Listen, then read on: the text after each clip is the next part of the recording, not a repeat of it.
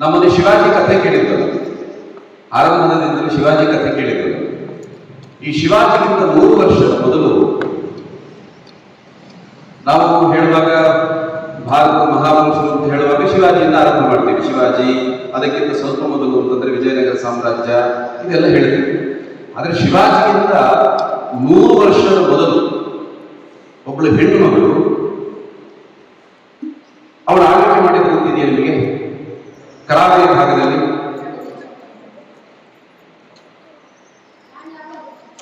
ರಾಣಿ ಅಬ್ಬಕ್ಕ ಅಂತ ಕೇಳಿದೀವ ಹೆಸರು? ಒಟ್ಟು 4 ಜನ ರಾಣಿ ಅಬ್ಬಕ್ಕ ಇರುತ್ತೆ, 4 ಜನ ಇತ್ತು. ಅದರಲ್ಲಿ ಮೊದಲ ಇದು ತಾಯಿ ಮತ್ತು ಮಗಳು, ಅವರಿಬ್ಬರು ಹೆಚ್ಚು ಪೋರ್ಚುಗೀಸರ ವಿರುದ್ಧ ಹೋರಾಟ ಮಾಡಿದ್ರು ಅವರಿಬ್ಬರು. ಇವತ್ತು ಒಟ್ಟು ಕಥೆಯಲ್ಲಿ ಇಬ್ಬರ ಕಥೆ ಹೇಳ್ತೀನಿ ನಾನು. ಇಬ್ಬರ ಕಥೆ ಹೇಳ್ತೀನಿ. ಸ್ವಲ್ಪ ಆರಂಭದಲ್ಲಿ ಅಬ್ಬಕ್ಕನ ಕಥೆ, ಆನಂತರ ಅದು ಮುಗಿದ ನಂತರ ಅಹಲ್ಯಾಬಾಯಿ ಹೋಳ್ಕರ್ ಕಥೆ. ಇಬ್ಬರ ಕಥೆಯನ್ನು ಇವತ್ತು ಹೇಳ್ತೀನಿ. ಪೋರ್ಚುಗೀಸರು ಆಗತಾನೆ ವಿಜಯನಗರ ಸಾಮ್ರಾಜ್ಯದ ಅವಧಿ, ಅವರು ಇಲ್ಲಿ ರಕ್ಕಸದಂಗಡಿ ಯುದ್ಧ ಆಗಿತ್ತು. ವಿಜಯನಗರ ಸಾಮ್ರಾಜ್ಯದ ಅದು ಅವಸಾನದ ಅಂಚಿನಲ್ಲಿತ್ತು. ಅಷ್ಟೊತ್ತಿಗೆ ಪೋರ್ಚುಗೀಸರಿಗೆ ಸ್ವಲ್ಪ ಬಲ ಬಂತು, ಇನ್ನು ನಮ್ಮ ತಡೆಯುವವರು ಯಾರೂ ಇಲ್ಲ ಅಂತ. ಅವ್ರು ಏನ್ ಮಾಡ್ತಾರೆ, ಗೋವಾದಿಂದ ಪೂರ್ತಿ ಕೊಚ್ಚಿ ತನಕ, ಅಂದ್ರೆ ಕೇರಳ ಕೊಚ್ಚಿ ಅಂತ ಹೇಳ್ತೀವಲ್ಲ, ಅಲ್ಲಿವರೆಗಿನ ಇಡೀ ಸಮುದ್ರ ಅದು ನಮಗೆ ಸೇರಿದೆ. ಅವ್ರು ಬಂದಿದ್ದು ಯಾಕೆ ಇಲ್ಲಿಗೆ? ವ್ಯಾಪಾರ ಮಾಡ್ಲಿಕ್ಕೋಸ್ಕರ ಬಂದಿತ್ತು. ಅವ್ರು ಈ ದೇಶದವರಲ್ಲ ಅಲ್ವಾ, ಯುರೋಪ್ನಿಂದ ಬಂದವರು. ಆದ್ರೆ ಇಲ್ಲಿ ಬಂದು ನಿಧಾನಕ್ಕೆ ವ್ಯಾಪಾರಕ್ಕೆ ಬಂದವರು, ಈ ಸಮುದ್ರವೇ ನಮ್ಮದು, ಈ ಸಮುದ್ರದಲ್ಲಿ ಯಾರೆಲ್ಲ ವ್ಯವಹಾರ ಮಾಡ್ತೀರಿ ಅವರೆಲ್ಲರೂ ನಮಗೆ ಕಪ್ಪ ಕೊಡಬೇಕು. ಕಪ್ಪ ಕೊಡುವುದಕ್ಕಿಂತ ಮೊದಲು ನಮ್ಮ ಹತ್ರ ಅನುಮತಿ ತಗೋಬೇಕು, ಪರ್ಮಿಷನ್ ತಗೋಬೇಕು. ಪರ್ಮಿಷನ್ ತಗೊಂಡ್ರೆ ಸಾಕಾಗೋದಿಲ್ಲ. ನೀವೇನು ವ್ಯವಹಾರ ಮಾಡ್ತೀರಿ ಆದ್ರೆ ಇಂತಿಷ್ಟು % ನಮಗೆ ಕಪ್ಪ ಟ್ಯಾಕ್ಸ್ ಕಟ್ಟಬೇಕು. ಅದಕ್ಕೂ ಕರ್ತಾಜ್ ಅಂತ ಕರೀತಾರೆ. ಟ್ಯಾಕ್ಸ್ ಹೇಳ್ತಾ ಇದ್ದಂತ ಹೆಸರು, ತೆರಿಗೆಗೆ ಕರ್ತಾಜ್ ಅಂತ ಕರೀತಾರೆ. ಇದನ್ನು ನಮಗೆ ಕೊಡಬೇಕು. ಹೀಗೆಲ್ಲ ಹೇಳ್ತಾ ಇದ್ರು. ಅವಾಗೆಲ್ಲ ತುಂಬಾ ಜನ ಅರಸರುಗಳು ಇದ್ರು. ಆದ್ರೆ ಯಾರೂ ಕೂಡ ಇವರ ವಿರುದ್ಧವಾಗಿ ಮಾತಾಡಲಿಕ್ಕೆ ಸಿದ್ಧರಿರಲಿಲ್ಲ. ಆಯ್ತು ಅಂತ ಅವ್ರು ಏನ್ ಹೇಳ್ತಾರೋ ಅವ್ರು ಹೇಳಿದ್ದನ್ನೇ ಕೇಳಿ, ಅವ್ರು ಹೇಳಿದ ಮಾತಿಗೆ ತಲೆಬಾಗಿ, ಅವ್ರು ಹೇಳಿದಷ್ಟು ಕಪ್ಪವನ್ನು ಕೊಟ್ಟು ಇವರಷ್ಟಕ್ಕೆ ಸುಮ್ಮನಿದ್ರು. ಆ ಸಂದರ್ಭದಲ್ಲಿ ಅಂದ್ರೆ ಯಾರೆಲ್ಲ ಅರಸರುಗಳಿದ್ರು ಅವರೆಲ್ಲರೂ ಕೂಡ ಪೋರ್ಚುಗೀಸರಿಗೆ ಏನು ಮರುಮಾತನಾಡದೇ ಇದ್ದಂತ ಸಂದರ್ಭದಲ್ಲಿ ಮತ್ತೆ ನೆನಪು ಮಾಡ್ತೀನಿ, ಶಿವಾಜಿಗಿಂತ 100 ವರ್ಷದ ಮೊದಲು ರಾಣಿ ಅಬ್ಬಕ್ಕ ಆಟ ಪೋರ್ಚುಗೀಸರನ್ನು ಎದುರಿಸ್ತಾಳೆ. ಹೇಗೆ ಸಿದ್ಧತೆ ಮಾಡ್ಕೊಳ್ತಾಳೆ ಅಂತಂದ್ರೆ ಅವಳಿಗೆ ನಾಚಿಕೆ ಆಗ್ತಾ ಇರ್ತದೆ. ಇವರಲ್ಲಿ ಯಾರಿಗೆ ಕಪ್ಪ ಕೊಡ್ತಾ ಇದ್ದಾರೆ ಇವರು? ಅವ್ರು ಎಲ್ಲೋ ಯಾವ ದೇಶದಿಂದ ಬಂದವರು, ಅವರಿಗೆಲ್ಲ ಕಪ್ಪ ಕೊಡೋದು ಅಂತಂದ್ರೇನು? ಅವರ ಆಕ್ರಮಣಕಾರ. ಇದು ನನ್ನ ದೇಶದ ಸಮುದ್ರ, ಇಲ್ಲಿ ನಾವು ಓಡಾಡೋದಕ್ಕೆ ಇನ್ಯಾರೋ ಹೊರಗಿನಿಂದ ಬಂದಂತವನ್ನ ಅವನ ಪರ್ಮಿಷನ್ ತೆಗೆದುಕೊಳ್ಳುವಂತ ಅಗತ್ಯ ನನಗಿಲ್ಲ, ನಾನು ಅದನ್ನು ಮಾಡೋದಿಲ್ಲ ಅಂತ ಹೇಳಿ ಆಕೆ ನೇರವಾಗಿ ಅವರಿಗೆ ಎಚ್ಚರಿಕೆ ಕೊಡ್ತಾಳೆ. ಇಷ್ಟ ಆಗುವಾಗ ಅವ್ರಿಗೆ ಗೊತ್ತಾಗುತ್ತೆ ಇವರು ಇಲ್ಲಿ ಯುದ್ಧಕ್ಕೆ ಬರ್ತಾರೆ ಅಂತ ಗೊತ್ತಾಗ್ತದೆ. ಅದಕ್ಕೆ ಏನ್ ಮಾಡ್ತಾಳೆ, ಇಡೀ ಉಳ್ಳಾಲ ಕೇಳಿರ್ಬೇಕು ನೀವು, ಮಂಗಳೂರಿಂದ ಇನ್ನೊಂದು ಸ್ವಲ್ಪ ಮುಂದೆ ಆ ಉಳ್ಳಾಳದಲ್ಲಿ ಕೋಟೆ, ಆ ಕೋಟೆಯನ್ನು ಪೂರ್ತಿ ಭದ್ರ ಮಾಡ್ತಾರೆ. ಅವತ್ತು ಸ್ವಲ್ಪ ಪ್ರಮಾಣದ ಫಿರಂಗಿ ಇತ್ಯಾದಿ ಗುಂಡುಗಳು ಇತ್ತು. ಅದರ ಸಿದ್ಧತೆಗಳು ನಡೆಯಿತು. ಯುದ್ಧಕ್ಕೆ ಸಿದ್ಧತೆ ಒಂದು ಕಡೆಗೆ, ಇನ್ನೊಂದು ಕಡೆಗೆ ಅವಳ ವ್ಯಾಪಾರ ವ್ಯವಹಾರ ಎಲ್ಲಿವರೆಗಿತ್ತು ಅಂತ ಕೇಳಿದ್ರೆ, ಇವತ್ತು ನಾವು ಅರಬ್ ಅಂತ ಹೇಳ್ತೇವೆ, ಅರಬ್ ದೇಶಗಳಿವೆ. ಆವತ್ತು ಅರಬ್ ದೇಶದ ಜೊತೆಗೆ ವ್ಯಾಪಾರ ವ್ಯವಹಾರ ಮಾಡ್ತಾ ಇದ್ದಾರೆ. ಪರ್ಷಿಯಾ ದೇಶದ ಜೊತೆಗೆ ವ್ಯಾಪಾರ ವ್ಯವಹಾರ ಇತ್ತು. ಪಕ್ಕದಲ್ಲಿ ಕಲ್ಲಿಕೋಟೆಯಲ್ಲಿ ಒಬ್ಬ ಅರಸ ಇದೆ, ಜಾಮೋರಿನ್ ಅಂತ ಅವನು ಕರೆಯೋದು, ಅವನ ಹೆಸರು ಸಾಮುದ್ರಿ ಅರಸ ಅಂತ. ಅವನ ಜೊತೆಗೂ ವ್ಯಾಪಾರ ವ್ಯವಹಾರಗಳನ್ನು ಮಾಡ್ತಾ ಇದ್ದಾರೆ. ಆದ್ರೆ ಯಾವುದೇ ಕಾರಣಕ್ಕೆ ಇಷ್ಟು ವ್ಯವಹಾರಗಳನ್ನು ಮಾಡುವಾಗಲೂ ಕೂಡ ಇವರಿಗೆ ದಪ್ಪ ಕೊಡ್ತಾ ಇರಲಿಲ್ಲ. ಈ ಉಳಿದ ರಾಜರುಗಳಿಗೆ ಏನಾಯ್ತು, ಒಬ್ಬಳು ಹೆಣ್ಣು ಮಗಳು ಕೊಡ್ತಾ ಇಲ್ಲ ಪೋರ್ಚುಗೀಸರಿಗೆ ಹೆದರ್ತಾ ಇಲ್ಲ ಅವಳು, ನಾವೆಲ್ಲ ಯಾಕೆ ಕೊಡಬೇಕು ಅಂತ ಅವರು ಕೊಡೋದು ನಿಲ್ಲಿಸಿದ್ರು. ಅವ್ರಿಗೆ ಸ್ವಲ್ಪ ಧೈರ್ಯ ಬಂತು, ಅಬ್ಬಕ್ಕ ಇರ್ಲಿಕ್ಕೆ ಹೋಗಿ ಅವ್ರಿಗೆ ಸ್ವಲ್ಪ ಧೈರ್ಯ ಬಂತು, ಅವರು ನಿಲ್ಲಿಸಿದ್ರು. ಇಲ್ಲಿ ಪೋರ್ಚುಗೀಸರಿಗೆ ಏನಾಯ್ತು, ಇದು ಅವಮಾನ. ಅವರು ಯುದ್ಧಕ್ಕೆ ಸಿದ್ಧರಾದರು. ಇಲ್ಲಿ ನಾವೀಗ ತುಳುನಾಡು ಅಂತ ಏನ್ ಹೇಳ್ತೀವಿ, ಆ ತುಳುನಾಡು ಅಂತ ಹೇಳಿದ್ರೆ ಅಂಕೋಲದ ಒಂದು ನದಿ ಇದೆ, ಅಂಕೋಲದ ಹತ್ರ. ಅಲ್ಲಿಂದ ಹಿಡಿದು ದೂರದ ಪಯಸ್ವಿನಿ ನದಿ ಅಂತ ಬರ್ತದೆ, ನಮ್ಮ ಕೇರಳ ಆ ಕಡೆಯಲ್ಲಿ ಪಯಸ್ವಿನಿ ನದಿ ಅಂತ ಬರ್ತದೆ. ಅಲ್ಲಿವರೆಗೆ ಸಮುದ್ರದಿಂದ ಸಹ್ಯಾದ್ರಿ ಬೆಟ್ಟದ ತಪ್ಪಲಿನ ತನಕ ಇಡೀ ಪ್ರದೇಶವನ್ನು ತುಳುನಾಡು ಅಂತ ಕರೀತಾ ಇದ್ದಾರೆ. ಈ ತುಳುನಾಡಿನಲ್ಲಿ ಅಬ್ಬಕ್ಕ ರಾಜ್ಯಭಾಗ ಮಾಡ್ತಾ ಇದ್ದಾರೆ. ಅಂದ್ರೆ ಅಷ್ಟು ವ್ಯಾಪ್ತಿಗಿರಲಿಲ್ಲ, ಆದ್ರೆ ಸುಮಾರು ಆ ಭಾಗವನ್ನ ಉಳ್ಳಾಳದ ರಾಣಿ ಇವಳು ಆಳ್ತಾ ಇದ್ದಂಥದ್ದು. ಈ ಅಬ್ಬಕ್ಕನಿಗೆ ಅವಳು ಬಂದಿದ್ದು ಚೌಟ ಅಂತ ವಂಶ. ಈಗಲೂ ಆ ಚೌಟ ವಂಶದವರು ಇದ್ದಾರೆ. ಜೈನ ಮನೆತನ ಇವಳು, ಮತ ಜೈನ ಮತದವರು ಏನ್ ಮಾಡ್ತಾರೆ, ಯಾವಾಗಲೂ ಶಾಂತಿ ಅಹಿಂಸೆ ಇದೆಲ್ಲ ಹೇಳ್ತಾ ಇರ್ತಾರೆ. ಆದ್ರೆ ಇವಳು ಒಂದು ಕಡೆ ಅಹಿಂಸಾ ಪರಮೋ ಧರ್ಮ ಅಂತ ಹೇಳ್ತಾ, ಇನ್ನೊಂದು ಕಡೆ ಶಸ್ತ್ರಗಳ ಅಭ್ಯಾಸ. ಒಂದು ಕಡೆ ಶಾಸ್ತ್ರದ ಅಭ್ಯಾಸವೂ ಇದೆ, ಇನ್ನೊಂದು ಕಡೆ ಶಸ್ತ್ರದ ಅಭ್ಯಾಸ. ಯಾರಿಗೋಸ್ಕರ ಅಂತ ಕೇಳಿದ್ರೆ ಸಮಾಜವನ್ನು ರಕ್ಷಣೆ ಮಾಡಲಿಕ್ಕೋಸ್ಕರ. ಇದೆಲ್ಲವನ್ನು ಸಿದ್ಧತೆ ಎಲ್ಲವನ್ನು ಬಾಲ್ಯದಿಂದಲೇ ಆಕೆ ಕಲಿತಾ ಬರ್ತಾ ಇದ್ರು. ಅದರ ಜೊತೆಗೆ ಅದೇ ಸಂದರ್ಭದಲ್ಲಿ ಇವಳಿಗೆ ಮದುವೆಯನ್ನು ಆಗುತ್ತೆ. ಯಾರ ಜೊತೆಗೆ ಅಂತಂದ್ರೆ ಮಂಗಳೂರಿನಲ್ಲಿ ಒಬ್ಬ ಬಂಗರಸ ಇದ್ದ. ಬಂಗರಸ ಅನ್ನುವಂಥದ್ದು ಅವರ ಆ ವಂಶದ ಹೆಸರು. ಲಕ್ಷ್ಮಪ್ಪ ಬಂಗರಸ ಅಂತ ಅವಳ ಗಂಡನ ಹೆಸರು. ಇಲ್ಲಿ ಈ ಬಂಗರಸ ಅಬ್ಬಕ್ಕನಿಗಿದ್ದ ಧೈರ್ಯದ ಅರ್ಧದಷ್ಟು ಬಂಗರಸನಿಗೆ ಇರಲಿಲ್ಲ, ಅಬ್ಬಕ್ಕನ ಗಂಡನಿಗೆ ಇರಲಿಲ್ಲ. ಅವನೇನ್ ಮಾಡ್ತಾನೆ, ಪೋರ್ಚುಗೀಸರಿಗೆ ಮಂಗಳೂರಿನಲ್ಲಿ ಕೋಟೆ ಕಟ್ಟಲಿಕ್ಕೆ ಅನುಮತಿ ಕೊಡ್ತೇನೆ ಅಂತ ಹೇಳಿದ. ಅಬ್ಬಕ್ಕ ಹೇಳ್ತಾಳೆ, ಏನ್ ಮಾಡ್ತಾ ಇದ್ದೀಯ, ಅವರಿಗೆ ಕೋಟೆ ಕಟ್ಟಲಿಕ್ಕೆ ಅವಕಾಶ ಕೊಟ್ಟರೆ ನಾಳೆ ಏನ್ ಕಥೆ, ನಮ್ಮ ರಾಜ್ಯದ ಕಥೆ ಏನು ಅಂತ ಅವನು ಕೇಳೋದಿಲ್ಲ. ಅವನಿಗೆ ಧೈರ್ಯವೂ ಇಲ್ಲ, ಅವನಿಗೆ ಎದುರಿಸುವ ಧೈರ್ಯವೂ ಇಲ್ಲ. ಹಾಗೆ ಹೀಗೆ ಹೇಳ್ತಾರೆ, ನೀನು ಆ ಮಾತನ್ನು ವಾಪಸ್ ತಗೊಳ್ಳದೇ ಇದೆ, ನೀನು ಅವರ ಜೊತೆ ಸೇರುವುದೇ ಪಕ್ಕಾದ್ರೆ ನಾನು ಅವಳಿಗೆ ಪುಟ್ಟ ಮಗು ಇದೆ, ಸಣ್ಣ ಹೆಣ್ಣು ಮಗು ಇದೆ, ಅದನ್ನು ನಾನು ಅವಳನ್ನು ಕರ್ಕೊಂಡು ಹೋಗ್ತೀನಿ, ನಾನು ಉಳ್ಳಾಳಕ್ಕೆ ಹೋಗ್ತೀನಿ ಅಂತ ಹೇಳ್ತಾರೆ. ಇವನು ಕೇಳೋದಿಲ್ಲ. ಅಲ್ಲಿಂದ ಗಂಡನನ್ನು ಬಿಟ್ಟು ಇವನು ಪೋರ್ಚುಗೀಸರ ಜೊತೆ ಸೇರ್ತಾನೆ ಅನ್ನೋ ಕಾರಣಕ್ಕೋಸ್ಕರ ಅವನನ್ನು ಧಿಕ್ಕರಿಸಿ ಆ ಪುಟ್ಟ ಮಗುವನ್ನು ಕರ್ಕೊಂಡು ಉಳ್ಳಾಳಕ್ಕೆ ಹೋಗ್ತಾಳೆ. ಯಾರೋ ಪರಕೀಯರಿಗೆ ಅಡಿಯಾಳವರಿಗೆ ನಾನು ಅವನ ಜೊತೆ ಇರೋದಿಲ್ಲ ಅಂತ ಅಲ್ಲಿಂದ ಉಳ್ಳಾಳಕ್ಕೆ ಹೋಗಿ ಉಳ್ಳಾಳದಲ್ಲಿ ಅವಳ ರಾಜ್ಯಭಾರ ಮಾಡ್ತಾ ಇರ್ತಾಳೆ. ಅಷ್ಟೊತ್ತಿಗೆ ಯುದ್ಧಕ್ಕೆ ಬರ್ತಾರೆ. ಯುದ್ಧಕ್ಕೆ ಬಂದಿದ್ದು 1500, ಇವಳ ಒಟ್ಟು ರಾಜ್ಯಭಾರಗಳು ನಡೆದಿದ್ದು 1554ರಿಂದ 1588 ತನಕ.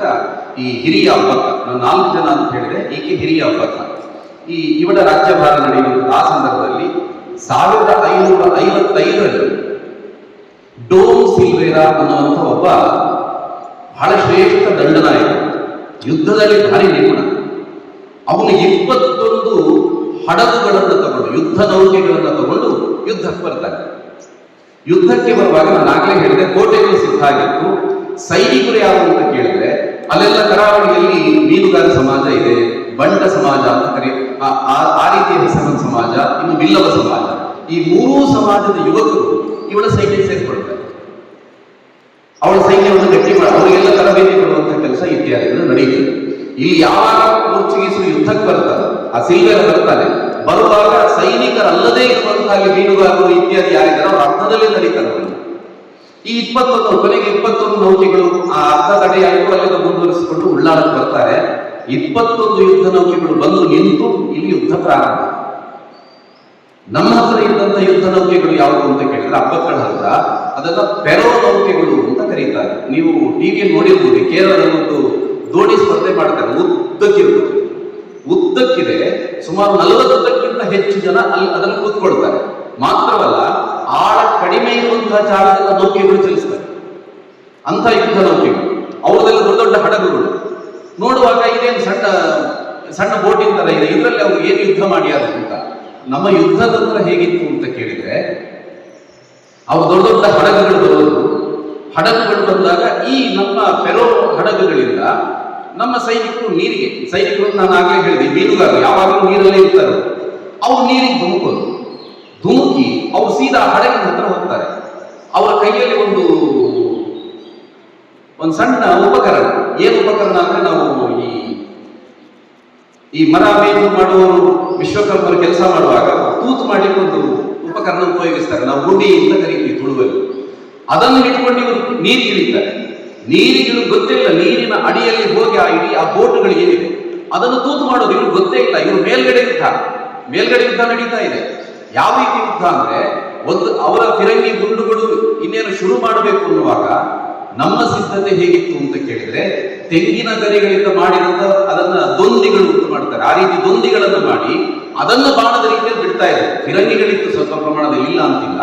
ಇನ್ನು ತೆಂಗಿನ ಗೆರಟೆ ಏನಿದೆ, ಈ ತೆಂಗಿನ ಗೆರಟೆಯನ್ನ ಇಡೀ ತೆಂಗು ಅದರ ಒಳಗಿನ ತಿರುಳನ್ನು ತೆಗೆದು ಅದರ ಒಳಗೆ ಮದ್ದು ಗುಂಡುಗಳನ್ನು ತುಂಬಿಸಿ ಅದನ್ನ ಬಾಂಬಿನ ರೀತಿಯಲ್ಲಿ, ಇದೆಲ್ಲ ಪೋರ್ಚುಗೀಸ್ ಲೇಖಕರೆಲ್ಲ ಇದನ್ನು ಬರೆದಿರ್ತಾರೆ, ಅದರ ದಾಖಲೆಗಳಿದೆ. ಆ ರೀತಿ ಅದೆಷ್ಟು ಲಕ್ಷಾಂತರ ಸಂಖ್ಯೆಯನ್ನು ಮಾಡ್ತಾರೆ. ಒಂದು ಕಡೆ ಈ ರೀತಿ ಆಘಾತ, ಇನ್ನೊಂದು ಕಡೆ ಫಿರಂಗಿ ಜೊತೆಗೂ ಆಘಾತ. ಮೂರನೇದು ನೀರಿನ ಅಡಿಯಲ್ಲಿ ಹಡಗುಗಳನ್ನು ತೂತು ಮಾಡುತ್ತಾ ಇದ್ದಾರೆ. ಒಂದೇ ಸಲಕ್ಕೆ ಬೆಂಕಿ ಬಾಂಬುಗಳು ಬಾಣಗಳು ಬಂದು ಬೀಳುವುದನ್ನು ಇವರು ನಿರೀಕ್ಷೆ ಮಾಡಿರಲಿಲ್ಲ. ಈ ಸಿಲ್ವೇರಲ್ಲಿ ಏನಾಯ್ತು ಅಂತ ಗೊತ್ತಿಲ್ಲ, 21 ಹಡಗುಗಳನ್ನ ಸುಟ್ಟು ಬೂದಿ ಮಾಡಿಬಿಡ್ತಾರೆ. ಕೆಲವು ಮುಳುಗಿ ಹೋಯಿತು. ಈ ಯಾವುದೆಲ್ಲ ತೂತು ಮಾಡಿದರೆ ಅದು ಮುಳುಗು ಹೋಯಿತು. ಅನೇಕ ಜನ ಪ್ರಾಣ ಕಳ್ಕೊಳ್ತಾರೆ. ಅಲ್ಲದೆ ವಾಪಸ್ ಓಡಿ ಹೋಗ್ತಾರೆ. ಅಲ್ಲಿಂದ ವಾಪಸ್ ಓಡಿ ಹೋಗ್ತಾರೆ. ಅವ್ರು ನಿರೀಕ್ಷೆ ಮಾಡಿರಲಿಲ್ಲ. ಒಬ್ಬಳು ಹೆಣ್ಣು ಮಗಳು ಈ ರೀತಿಯ ಒಂದು, ನೀವು ಯೋಚನೆ ಮಾಡಿ, ಅವರು ಯುರೋಪ್ನಿಂದ ಬಂದಂಥವ್ರು, ಎಷ್ಟು ಆಧುನಿಕ ಶಸ್ತ್ರಾಸ್ತ್ರಗಳು ಅವ್ರ ಹತ್ರ ಇದ್ದಿರಬೇಕು ಅಂತ. ಅಂಥ ಸಂದರ್ಭದಲ್ಲಿ ಅವಳನ್ನ ಸಿಲ್ವೇರನ್ನು ವಾಪಸ್ ಓಡಿಸ್ತಾಳೆ. ಅವರೆಲ್ಲರೂ ವಾಪಸ್ ಹೋಗ್ತಾರೆ. ಬದುಕಿ ಒಂದಷ್ಟು ಜನ ಸತ್ತು, ಯಾರೆಲ್ಲ ಬದುಕಿ ಉಳಿದ್ರು ಕೆಲವು ಮೂಗು ಕತ್ತರಿಸಿಕೊಂಡ್ರು, ಮುಖ ಬುದ್ಧಿಗಳೆಲ್ಲವೂ ಸುಟ್ಟು. ಇದಾದ ನಂತರ ಇದನ್ನು ಸುಧಾರಿಸಿಕೊಳ್ಳಿಕ್ಕೆ ಅವರಿಗೆ 2 ವರ್ಷ ಬೇಕಾಗುತ್ತೆ. 1 ಅಲ್ಲ 2 ವರ್ಷ ಬೇಕಾಗುತ್ತೆ. 2 ವರ್ಷದ ತನಕ ಅವರಿಗೆ ಧೈರ್ಯವೇ ಬರಲಿಲ್ಲ. ಮತ್ತೆ ವಾಪಸ್ ಇಲ್ಲಿಗೆ ಬರಬೇಕು ಅನ್ನೋ ಧೈರ್ಯವೇ ಬರಲಿಲ್ಲ. ಆನಂತರ 2 ವರ್ಷ ಕಳೆದು ನಂತರ ಬಂದಂಥವನು ಲೂಯಿಸ್ ಡಿಮೆಲ್ಲೋ ಅಂತ ಬಂದ. ಯುದ್ಧಕ್ಕೆ ಬಂದಂಥವನು ಲೂಯಿಸ್ ಡಿಮೆಲ್ಲೋ ಅಂತ. ಲೂಯಿಸ್ ಡಿಮೆಲ್ಲೋ ಅದೇ ರೀತಿ ಬರ್ತಾನೆ, ಅದೇ ರೀತಿ ಎಲ್ಲ ತಯಾರಿಗಳನ್ನೆಲ್ಲ ಮಾಡ್ಕೊಂಡು ಬರ್ತಾನೆ. ಯುದ್ಧ ಅದೇ ರೀತಿ ಮುಂದುವರಿಯುತ್ತದೆ. ನಾವೇನು ನಮಗೆ ಮೊದಲ ಯುದ್ಧದಲ್ಲಿ ನಾವು ಗೆದ್ದಿದ್ದೀವಿ ಅನ್ನುವಂತ ಉತ್ಸಾಹ ಪ್ರೇರಣೆ ಎಲ್ಲವೂ ಇದ್ದ ಕಾರಣಕ್ಕೋಸ್ಕರ ಲೂಯಿಸ್ ಡಿಮೆಲ್ಲೋ ಆ ಮೊದಲ ಸಿಲ್ವೇರನಷ್ಟು ನಿಲ್ಲದೆ ಅವರು ಸಮುದ್ರದ ಭಾಗದಲ್ಲಿ ಬಂದು ರಸ್ತೆಯಲ್ಲಿ ವಾಪಸ್ ಓಡಿ ಹೋದ್ರು. ಕೆಲವು ಹಡಗುಗಳು ದೂರದಲ್ಲಿ ಬರ್ತಾ ಇತ್ತು ಯುದ್ಧಕ್ಕೆ, ಸುದ್ದಿ ಸಿಕ್ಕಿತು ಇಲ್ಲಿ ನಮ್ಗೆ ನಿಲ್ಲಿಕ್ಕೆ ಆಗ್ತಾ ಇಲ್ಲ ಅಂತ ಅರ್ಧದಲ್ಲೇ ತಿರುಗಿಸಿಕೊಂಡು ಗೋವಿ ಹತ್ರ ಓಡಿ ಹೋಗ್ತಾರೆ. ಈ ರೀತಿ 2ನೇ ಯುದ್ಧದಲ್ಲಿ ಅವರಿಗೆ ಸೋಲಾಗ್ತದೆ. ಈ 2 ಯುದ್ಧದಲ್ಲಿ ಸೋತ ನಂತರ ಅವರಿಗೆ ಮತ್ತೆ ಬರಲಿಕ್ಕೆ 10 ವರ್ಷಗಳು ಬೇಕಾಯಿತು. ಅಂದ್ರೆ ಪೆಟ್ಟು ಹೇಗಿತ್ತು ಅಂತ ನಾವು ಅರ್ಥ ಮಾಡ್ಕೊಳ್ಬೇಕು. ಅಪ್ಪಕ್ಕನ ಪೆಟ್ಟು ಯಾವ ರೀತಿ ಇತ್ತು ಅಂತ ನಾವು ಅರ್ಥ ಮಾಡ್ಕೊಳ್ಬೇಕು. 10 ವರ್ಷಗಳು ಬೇಕಾಯಿತು. 10 ವರ್ಷದ ನಂತರ ಬಂದಂತವನು ಜಾವೋ ಪಿಕ್ಸಿವೋಟು ಅಂತ ಅವನ ಹೆಸರು. ಜಾವೋ ಪಿಕ್ಸಿವೋಟು ಬರ್ತಾನೆ. ಇವನು ಬರುವಾಗ ಮೊದಲ 2 ಯುದ್ಧಗಳು ಹೇಗೆ ನಡೆಯಿತು ಅಂತ ಒಂದು ಸ್ವಲ್ಪ ಸ್ಟಡಿ ಮಾಡ್ಕೊಂಡು ಬಂದವರು. ಹೇಗೆ ನಡೆಯಿತು, ಅಬ್ಬಕ್ಕನ ಸಿದ್ಧತೆ ಏನು, ಇತ್ಯಾದಿಯನ್ನು ಸ್ಟಡಿ ಮಾಡಿಕೊಟ್ಟು ಅಬ್ಬಕ್ಕಳ ಮಾನಸಿಕತೆ ಏನು ಇದನ್ನು ಅರ್ಥ ಮಾಡ್ಕೊಂಡು ಬಂದಿದ್ದ. ಅದಕ್ಕೆ ಅವನು ಏನ್ ಮಾಡ್ದ, ಈ ನೇರ ಯುದ್ಧಕ್ಕೆ ಒಂದಷ್ಟು ಹಡಗುಗಳು, ಅದಲ್ಲದೆ ಈ ಊರಿನ ಜನಸಾಮಾನ್ಯರೆಲ್ಲ ಇರ್ತಾರೆ, ಅವರ ಮಧ್ಯೆ ಹೋಗಿ ಅಲ್ಲೆಲ್ಲ ಹೋಗಿ ಬೆಂಕಿ ಹಾಕುವುದು, ಅಂಗಡಿಗಳನ್ನು ಸುಡೋದು, ಜನರನ್ನು ಸಾಯಿಸುವುದು, ಇದನ್ನು ಮಾಡಲಿಕ್ಕೆ ಒಂದಷ್ಟು ಸೈನ್ಯ. ಅವನಿಗೆ ಗೊತ್ತಿತ್ತು ಅಬ್ಬಕ್ಕಳನ್ನು ಡಿಸ್ಟರ್ಬ್ ಮಾಡಬೇಕು. ಒಂದೇ ಕಡೆಯಿಂದ ನಾವು ಯುದ್ಧ ಮಾಡ್ತಾ ಇದ್ರೆ ಅಬ್ಬಕ್ಕಳನ್ನು ಎದುರಿಸಲಿಕ್ಕೆ ಸಾಧ್ಯ ಇಲ್ಲ. ಅದಕ್ಕೆ 2 ಕಡೆಯಲ್ಲಿ ಯುದ್ಧ. ಒಂದು ಕಡೆ ಊರಿನ ಮಧ್ಯೆ ಹೋಗಿ, ಅಲ್ಲಿ ಒಂದು ಸೋಮೇಶ್ವರ ದೇವಸ್ಥಾನ ಅಂತ ಇದೆ ಉಳ್ಳಾಳದಲ್ಲಿ, ಆ ದೇವಸ್ಥಾನವನ್ನು ಮೊದಲು ಓಡಿ ಹಾಕಿ ಆನಂತರ ಈ ಊರಿನ ಮಧ್ಯೆಯಲ್ಲಿ ಹೋಗಿ ಜನರಿಗೆ ಹಿಂಸೆ ಕೊಡ್ಲಿಕ್ಕೆ ಪ್ರಾರಂಭ ಮಾಡಿದ. ಅಬ್ಬಕ್ಕ ಈ ಕಡೆ ಯುದ್ಧ ಮಾಡ್ತಾ ಇದ್ದಾಳೆ, ಗೊತ್ತಾಯ್ತು ಅನೇಕ ಜನರು ಪ್ರಾಣ ಕಳ್ಕೊಳ್ತಾ ಇದ್ದಾರೆ ಅಂತ ಗೊತ್ತಾಯ್ತು.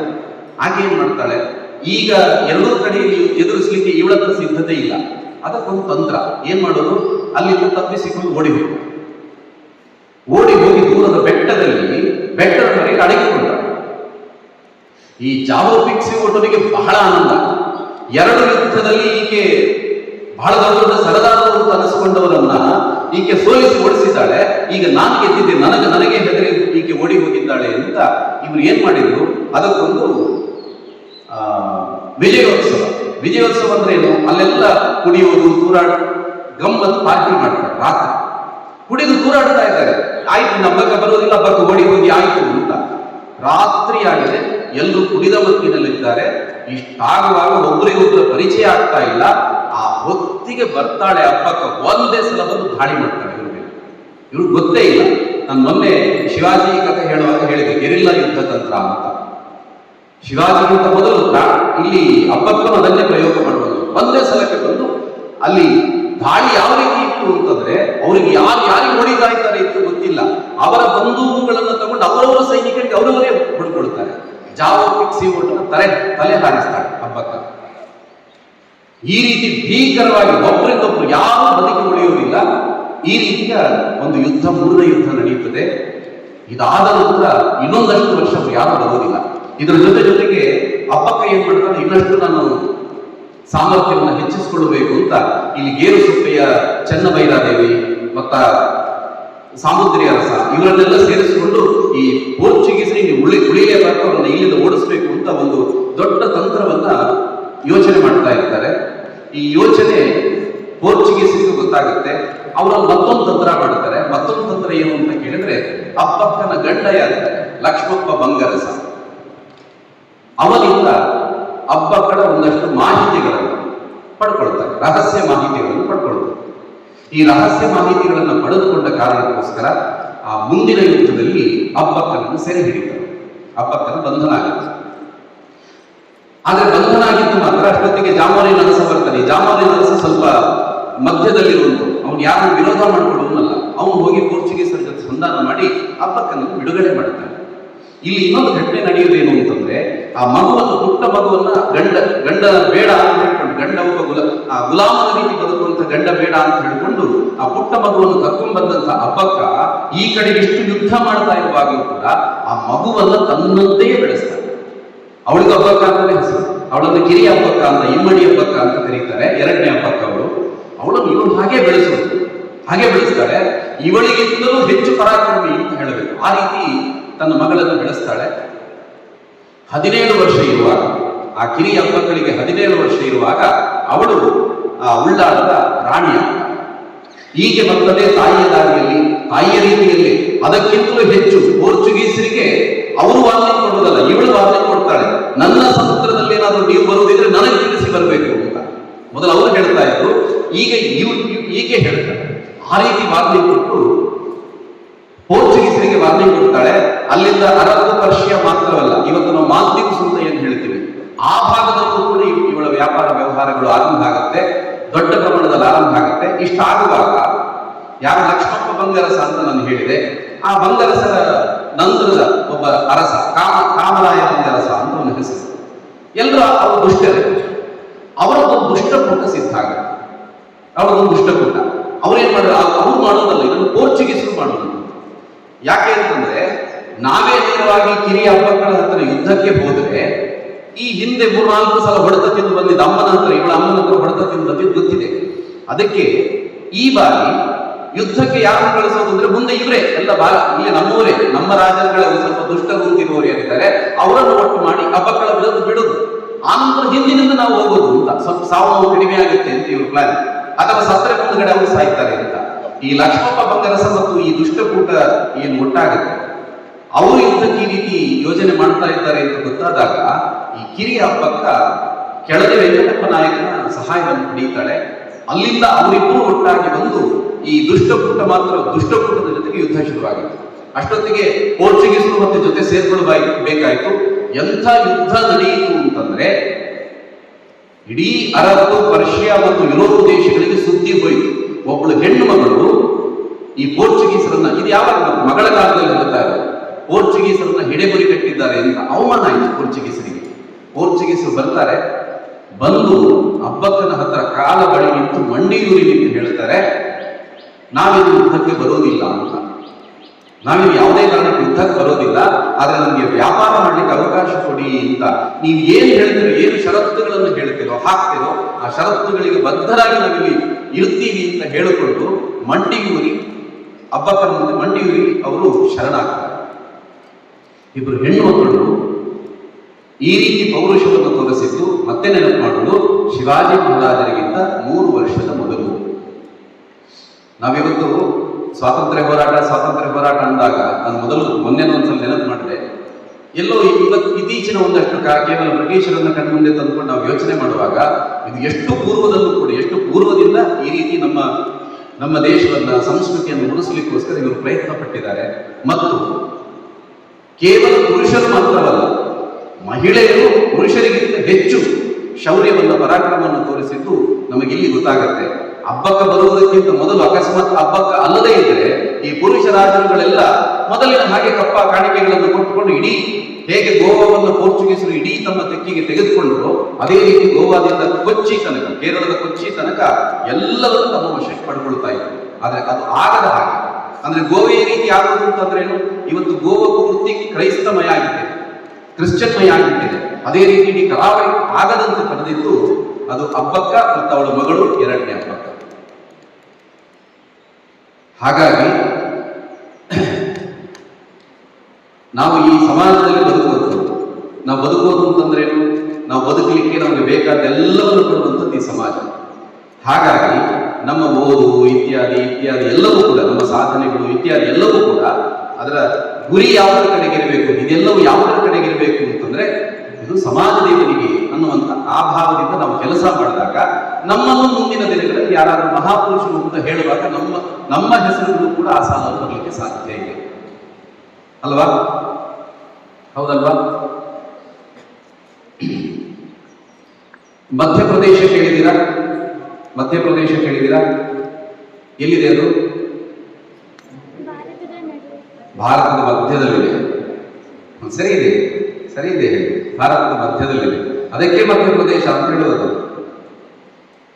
ತಪ್ಪು ಹೇಳಿದ್ದಲ್ಲ, ಸರಿ ಇದೆ. ಮಧ್ಯಪ್ರದೇಶದಲ್ಲಿ ಮಾಳವ ಅಂತ ಒಂದು ಪ್ರಾಂತ, ಅಂದ್ರೆ ಸುಮಾರು ಮಧ್ಯಪ್ರದೇಶದ ಸುಮಾರು 1/3 ಭಾಗದಷ್ಟು ಅಂತ ಅಂದ್ಕೊಳ್ಬಹುದಷ್ಟು ದೊಡ್ಡ ಪ್ರದೇಶ. ಅಲ್ಲಿಗೆ ಒಬ್ಬ ಸುಬೇದಾರ, ಆ ಮಾಳವದ ಸುಬೇದಾರ, ಅವನು ಮಲ್ಹಾರ ಅಂತ ಅವನ ಹೆಸರು.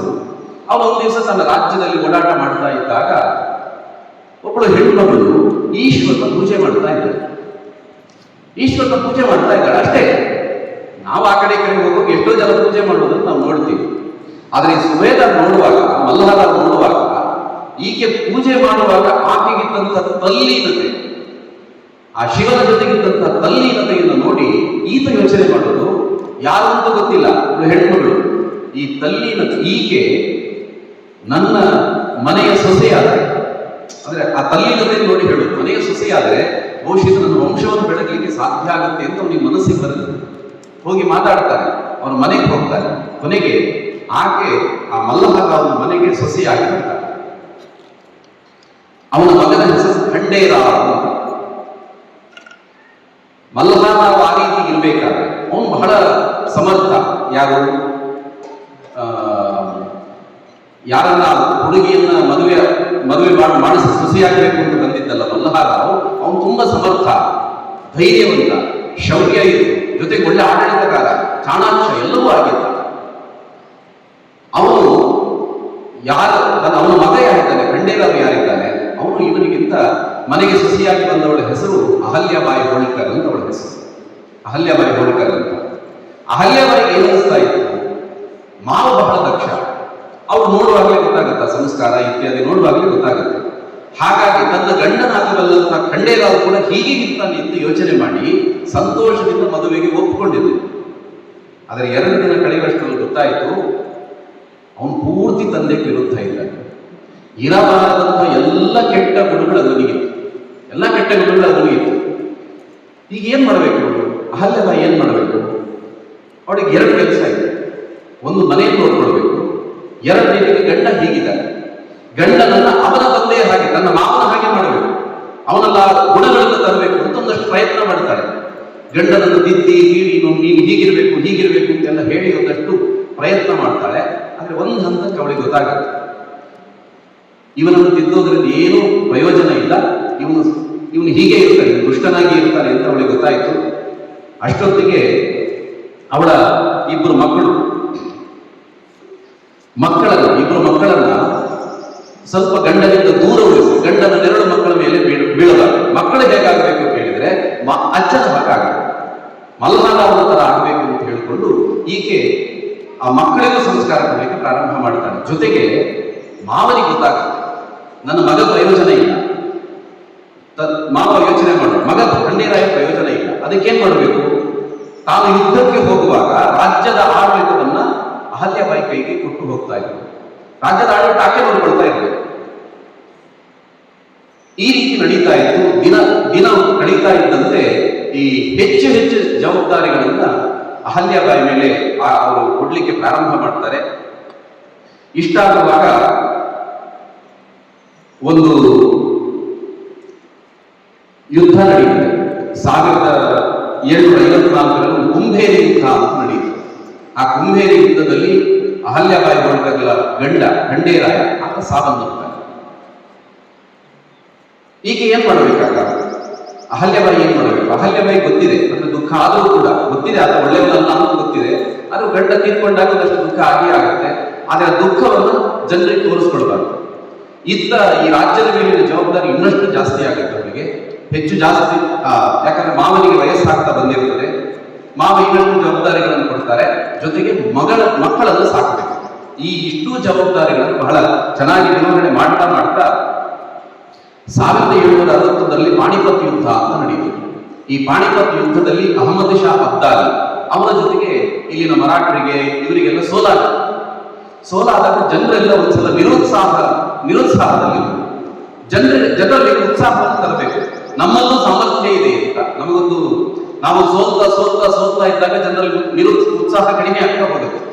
ಜನರಲ್ಲಿ ಉತ್ಸಾಹ ಕಡಿಮೆ ಆಗ್ತಾ ಇದ್ದಂತೆ ನಿಮಗೆ ರಾಜ್ಯ ಆಡಳಿತವನ್ನ ಸರಿದಾರಿಗೆ ತರಲಿಕ್ಕೆ ಬಹಳ ಕಷ್ಟ ಆಗುತ್ತೆ. ಅದಕ್ಕೇನ್ ಮಾಡಬೇಕು? ಅವರಲ್ಲಿ ಉತ್ಸಾಹ ತರಬೇಕು. ಈಗೊಂದು ಯುದ್ಧ ನಡೀಬೇಕು, ನಮ್ಮಲ್ಲಿ ಸಾಮರ್ಥ್ಯ ಇದೆ ಎಂದು ತೋರಿಸ್ಬೇಕು. ಅದಕ್ಕೇನ್ ಮಾಡಬೇಕು? ಆವತ್ತು ಅಹಮದ್ ಶಾ ಅಬ್ದಾಲಿ ಯುದ್ಧಕ್ಕೆ ಬರುವಾಗ ನಮ್ಮ ಜೊತೆ ಸೇರಿಕೊಳ್ಳಲು ತಟಸ್ಥವಾಗಿ ನಿಂತಿದ್ದಂತ ಜಾಟ್ ಗುಂಪಿನ ಆ ಜಾಟ್ ವಂಶಸ್ಥರ ಅವರ ಕೋಟೆಗೆ ಮುತ್ತಿಗೆ ಹಾಕಿ ಅಲ್ಲಿ ಯುದ್ಧ ಮಾಡ್ತಾರೆ. ಮಾವ ಹೇಳೋದು ಆ ಕೋಟೆಗೆ ಮುತ್ತಿಗೆ ಹಾಕಿ ಅವರನ್ನು ನಮ್ಮ ಸಾಮ್ರಾಜ್ಯಕ್ಕೆ ಸೇರಿಸಿಕೊಳ್ಬೇಕು ಅಂತ. ಈಗ ಭೀಕರವಾದಂತಹ ಯುದ್ಧ ನಡೆಯುತ್ತದೆ. ಆಗ ಈಗ 63 ವರ್ಷ ಪ್ರಾಯ. 63 ವರ್ಷ ಪ್ರಾಯದಲ್ಲಿ ರಣಚಂಡಿಯಲ್ಲಿ ಹೋರಾಟ ಮಾಡಿ ಆಕೆ ಆ ಕೋಟೆಯನ್ನು ಗೆಲ್ತಾರೆ. ಇಷ್ಟಾಗುವಾಗ ಇದಾಯಿತು, ಜನರಲ್ಲಿ ವಿಶ್ವಾಸ ಬಂತು. ಜನರಿಗೆ ಈ ಮತ್ತೆ 2-3 ಯುದ್ಧಗಳು ನಡೆದಿದೆ, ಇಲ್ಲ ಅಂತಿಲ್ಲ. ಜನರಿಗೆ ಈಗಂತೂ ವಿಶ್ವಾಸ ಬಂತು, ನಮ್ಮ ರಾಣಿ ಆಕೆ ಬಹಳ ಸಮರ್ಥಳು ಅಂತ. ಇಷ್ಟಾಗುವಾಗ ತನ್ನ ಗುರುವಾಗಿದ್ದ, ಮಾರ್ಗದರ್ಶಕರಾಗಿದ್ದ ಮಾವ ಮಲ್ಲಹರ್ ತೀರ್ಕೊಳ್ತಾರೆ. ಒಂದ್ಸಲ ಗಂಡ ತೀರ್ಕೊಂಡ, ಸ್ವಲ್ಪ ಸಮಯದಿಂದ ಮಾವ ತೀರ್ಕೊಂಡು ಇಲ್ಲಿಗೆ ಮುಗಿಯೋದಿಲ್ಲ. ತನ್ನ ಮಗಳ ಅದರ ನಂತರ ಮಗ ಇದ್ದಾನೆ. ಮಗ ಅವನು ಮಾವನ ರೀತಿ ಆಗಲಿಲ್ಲ, ಅಂದ್ರೆ ಅಜ್ಜನ ರೀತಿ ಆಗಲಿಲ್ಲ, ಅಥವಾ ತಾಯಿಯ ರೀತಿಯೂ ಆಗಲಿಲ್ಲ, ಅವನು ತಂದೆಯ ರೀತಿ ಆಗ. ಎಷ್ಟು ವಿಕೃತ ಸ್ವಭಾವ ಅಂತಂದ್ರೆ ಇನ್ನೊಬ್ಬರ ನೋವಿನಲ್ಲಿ ಖುಷಿ ಪಡ್ತಾ ಇದ್ದ. ಅಲ್ಲಿ ಯಾರೋ ಪೂಜೆಗೆ ಅಂತ ಬಂದಿರ್ತಾರೆ, ಅವರ ಚಪ್ಪಲಿಗಳನ್ನೆಲ್ಲ ಬಿಚ್ಚಿಟ್ಟು ಹೋದರೆ ಇವನು ಅದರೊಳಗೆ ಚೇಳುಗಳನ್ನು ಬಿಡ್ತಾ ಇದ್ದ. ಇವರು ಹೋಗಿ ಕಾಲು ಹಾಕುವಾಗ ಅದು ಚೇಳು ಕಚ್ಚವರು ಚೀರುವಾಗ ಇವನು ಆನಂದ ಪಡ್ತಾ ಇದ್ದ. ಈ ದಿನದಿಂದ ದಿನಕ್ಕೆ ರಾಣಿಗೆ ಸುದ್ದಿಗಳು ಬರ್ತಾ ಇದೆ, ನಿನ್ನ ಮಗ ಹೀಗೆ ಮಾಡ್ತಾ ಇದ್ದಾನೆ ಅಂತ. ಒಂದು ಸಲ ಒಬ್ಬ ದರ್ಜಿ ಅಂದ್ರೆ ಗೊತ್ತಾ, ಟೈಲರ್, ಯಾವುದೊಂದು ಸಣ್ಣ ಕಾರಣಕ್ಕೋಸ್ಕರ ಆ ದರ್ಜಿಯನ್ನ ಅಲ್ಲೇ ಇದ್ದಂತಹ ಕತ್ತರಿ ತಗೊಂಡು ಚುಚ್ಚಿ ಕೊಂದ. ಕಾನೂನು ಎಲ್ಲರಿಗೂ ಗೊತ್ತೇ. ಅಹಲ್ಯಬಾಯಿ ಅವನನ್ನು ಶಿಕ್ಷಿಸಿ ಜೈಲಿಗೆ ಹಾಕ್ತಾನೆ. ಆ ಜೈಲಲ್ಲಿ ಅವನು ಪ್ರಾಣ ಬಿಡ್ತಾನೆ, ಮಗ ಪ್ರಾಣ ಬಿಡ್ತಾನೆ. ಗಂಡ ತೀರ್ಕೊಂಡ, ಮಾವ ತೀರ್ಕೊಂಡಾಯ್ತು, ಈಗ ಮಗನೂ ತೀರ್ಕೊಂಡ. ಮೇಲಿದ್ದ ಮೇಲೆ ಇಷ್ಟಕ್ಕೆ ಮುಗಿಲಿಲ್ಲ. ತನ್ನ ಮಗಳ ಮಗು ನತ್ತೂಬಾ ಅಂತ ಅದರ ಹೆಸರು, ಪುಟ್ಟ ಮಗು, ಅದು ಯಾವ ಕಾಯಿಲೆಯಿಂದ ಅದು ತೀರ್ಕೊಳ್ತು. ತನ್ನ ಮಗು ತೀರ್ಕೊಳ್ತು ಅಂತ ಅಹಲ್ಯಳ ಆ ಮಗುವಿನ ತಂದೆ ಅವನು ಅದೇ ದುಃಖದಲ್ಲಿ ಅವನು ಪ್ರಾಣ ಬಿಟ್ಟದ್ದನ್ನು ನೋಡಿ ಅವನ ಚಿತೆಗೆ ಮಗಳು ಹಾಕ್ತಾನೆ.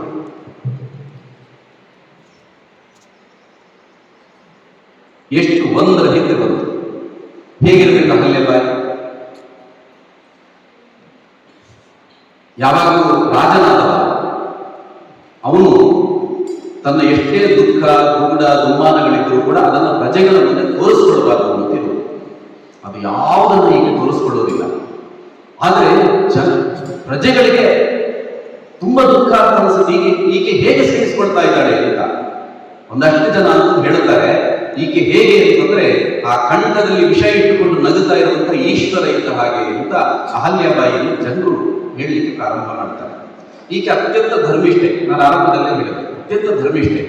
ಏನ್ ಮಾಡಬೇಕು? ಧರ್ಮ ಕಾರ್ಯಗಳನ್ನು ತೊಡಗೋದು ಒಂದು ಕಡೆ, ತನ್ನ ಗಮನ ಆ ಕಡೆ ಹೋಗ್ಬೇಕು. ಎರಡನೆಯದು, ನನಗೆ ಇಷ್ಟು ದುಃಖ ಇದೆ ಅಂತ ಹೇಳಿಕೊಂಡು ನನ್ನ ರಾಜ್ಯದ ಜನರನ್ನು ಅವರಷ್ಟಕ್ಕೆ ಬಿಟ್ಬಿಡ್ಲಿಕ್ಕಿಲ್ಲ, ಅವ್ರು ಚೆನ್ನಾಗಿ ನೋಡ್ಕೊಳ್ಬೇಕು. ಅದಕ್ಕೆ ಏನ್ ಮಾಡ್ತಾಳೆ? ರೈತರಿಗೆ ಬೇಕಾದಂತ ಎಲ್ಲ ಸವಲತ್ತುಗಳು. ಆಕೆ ಹೇಳೋದು, ರೈತರು ಸುಖವಾಗಿದ್ರೆ ಇಡೀ ದೇಶ ಸುಖ ಆಗಿದ್ದಾಗೆ. ಅದಕ್ಕೋಸ್ಕರ ರೈತರಿಗೆ ಬೇಕಾದಂತ ಎಲ್ಲ ವ್ಯವಸ್ಥೆಗಳನ್ನ, ಅವ್ರಿಗೆ ಯಾವುದೇ ತೆರಿಗೆ ಇತ್ಯಾದಿಗಳನ್ನ ಹಾಕದೆ ಅವ್ರಿಗೆ ಏನೆಲ್ಲ ಸವಲತ್ತುಗಳು ಬೇಕಾದನ್ನು ಕೊಡುವಂತಹ ವ್ಯವಸ್ಥೆ. ಅಕಸ್ಮಾತ್ ಯುದ್ಧಗಳು ನಡೆದರೆ, ಯುದ್ಧದ ಸಂದರ್ಭದಲ್ಲಿ ಫಸಲು ನಷ್ಟ ಆದರೆ ಅದಕ್ಕೆ 2 ಪಟ್ಟಿನಷ್ಟು ಆ ಹಣವನ್ನು ಅವರಿಗೆ ಕೊಡುವಂಥದ್ದು. ಈ ರೀತಿಯ ಒಟ್ಟು ರೈತರಿಗೆ ಬೇಕಾದಂತ ಎಲ್ಲ ಕೆಲಸ ಕಾರ್ಯಗಳನ್ನು ಮಾಡ್ತಾರೆ. ಮಾತ್ರವಲ್ಲ, ರಾಜ್ಯವನ್ನ ಯುದ್ಧಕ್ಕೂ ಸಿದ್ಧಗೊಳಿಸಬೇಕು. ಆ ರೀತಿಯೂ ಸಿದ್ಧಗೊಳಿಸಬೇಕು. ಅಲ್ಲಿ ಮದ್ದು ಗುಂಡುಗಳ ತಯಾರಿಕೆ ನಡೆಯುವಾಗ ಸ್ವತಃ ಈಕೆಯೇ ಹೋಗಿ ಅವೆಲ್ಲವನ್ನು ನೋಡಿ ಪರಿಶೀಲನೆ ಮಾಡ್ತಾಳೆ. ಎಲ್ಲವನ್ನು ಈಕೆ ಪರಿಶೀಲನೆ ಮಾಡ್ತಾರೆ. ಮಾತ್ರವಲ್ಲ, ಈಗ ಮದ್ದು ಗುಂಡುಗಳನ್ನು ಒಂದು ಕಡೆಯಿಂದ ಇನ್ನೊಂದು ಕಡೆ ತಗೊಂಡು ಹೋಗ್ಬೇಕು, ಈ ಫಿರಂಗಿ ಇತ್ಯಾದಿಗಳನ್ನು ಅದನ್ನು ಎತ್ತಿನ ಗಾಡಿಗೆ ತಗೊಂಡು ಹೋಗ್ತಾರೆ.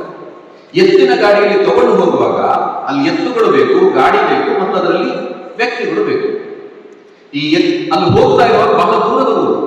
ಈ ಎತ್ತುಗಳಿಗೆ ಬೇಕಾದಂತ ನೀರು ಬೇಕು, ನೀರು ಆಹಾರದ ವ್ಯವಸ್ಥೆ, ಮತ್ತದ ಅದರಲ್ಲಿರುವಂತಹ ವ್ಯಕ್ತಿಗಳು. ಅಂದ್ರೆ ಸಣ್ಣ ಸಣ್ಣ ಸಂಗತಿಗಳನ್ನು ಆಕೆ ಗಮನಿಸಿದಳು ಅಂತ ನಾನು ಅದಕ್ಕೋಸ್ಕರ ಹೇಳ್ತಾ ಇದ್ದೆ. ದೊಡ್ಡ ದೊಡ್ಡ ವಿಷಯಗಳು ಮಾತ್ರ ಅಲ್ಲ, ಅಲ್ಲಿ ಹೋಗುವಂತ ಎತ್ತುಗಳಿಗೂ ನೀರು ಆಹಾರದ ವ್ಯವಸ್ಥೆಯನ್ನು ಅಲ್ಲಿವರೆಗೂ ಕೂಡ ಒಬ್ಬಳು ರಾಣಿ ಯೋಚನೆ ಮಾಡ್ತಾಳೆ ಅಂತ. ಇನ್ನು ಒಬ್ಬ ನನ್ನ ಸೈನ್ಯ ಅತ್ಯಂತ ಆಧುನಿಕ ರೀತಿಯಲ್ಲಿ ಶಸ್ತ್ರಸಜ್ಜಿತವಾಗಬೇಕು ಅಂತ. ಅದಕ್ಕೆ ಆ ಕಾಲದಲ್ಲಿ ಮತ್ತೆ ನೆನಪು ಮಾಡ್ತೀನಿ, ಆ ಕಾಲದಲ್ಲಿ ಅಹಲ್ಯಾಬಾಯಿ ಹೋಳ್ಕರ್, ಇದು 300 ವರ್ಷದ ಹಿಂದಿನ ಘಟನೆ. ಅಹಲ್ಯಾಬಾಯಿ ಹೋಳ್ಕರ್ ಅಮೆರಿಕದಿಂದ ಒಬ್ಬ ಯುದ್ಧ ನಿಪುಣ, ಆಧುನಿಕ ಯುದ್ಧದಲ್ಲಿ ನೈಪುಣ್ಯತೆಯನ್ನು ಹೊಂದಿದಂತ G.A. ಬಾಯ್ಡ್ ಅಂತ ಅವರನ್ನ ಕರೆಸಿ ತನ್ನೆಲ್ಲ ಸೈನಿಕರಿಗೆ ಟ್ರೈನಿಂಗ್ ಕೊಡು. ಅಂದ್ರೆ ಆಕೆಗೆ ಒಂದು ಕಡೆ ರೈತರು ಚೆನ್ನಾಗಿರ್ಬೇಕು, ಇನ್ನೊಂದು ಕಡೆ ನಮ್ಮ ದೇಶ ಶಕ್ತಿವಂತ ಆಗಿರ್ಬೇಕು, ಆಧುನಿಕವಾಗಿಯೂ ಅದು ಸಜ್ಜಿತವಾಗಿರ್ಬೇಕು ಅನ್ನೋ ಕಾರಣಕ್ಕೋಸ್ಕರ ಈ ಎಲ್ಲ ರೀತಿಯ ವ್ಯವಸ್ಥೆಗಳನ್ನ ಈಕೆ ಮಾಡ್ತಾಳೆ.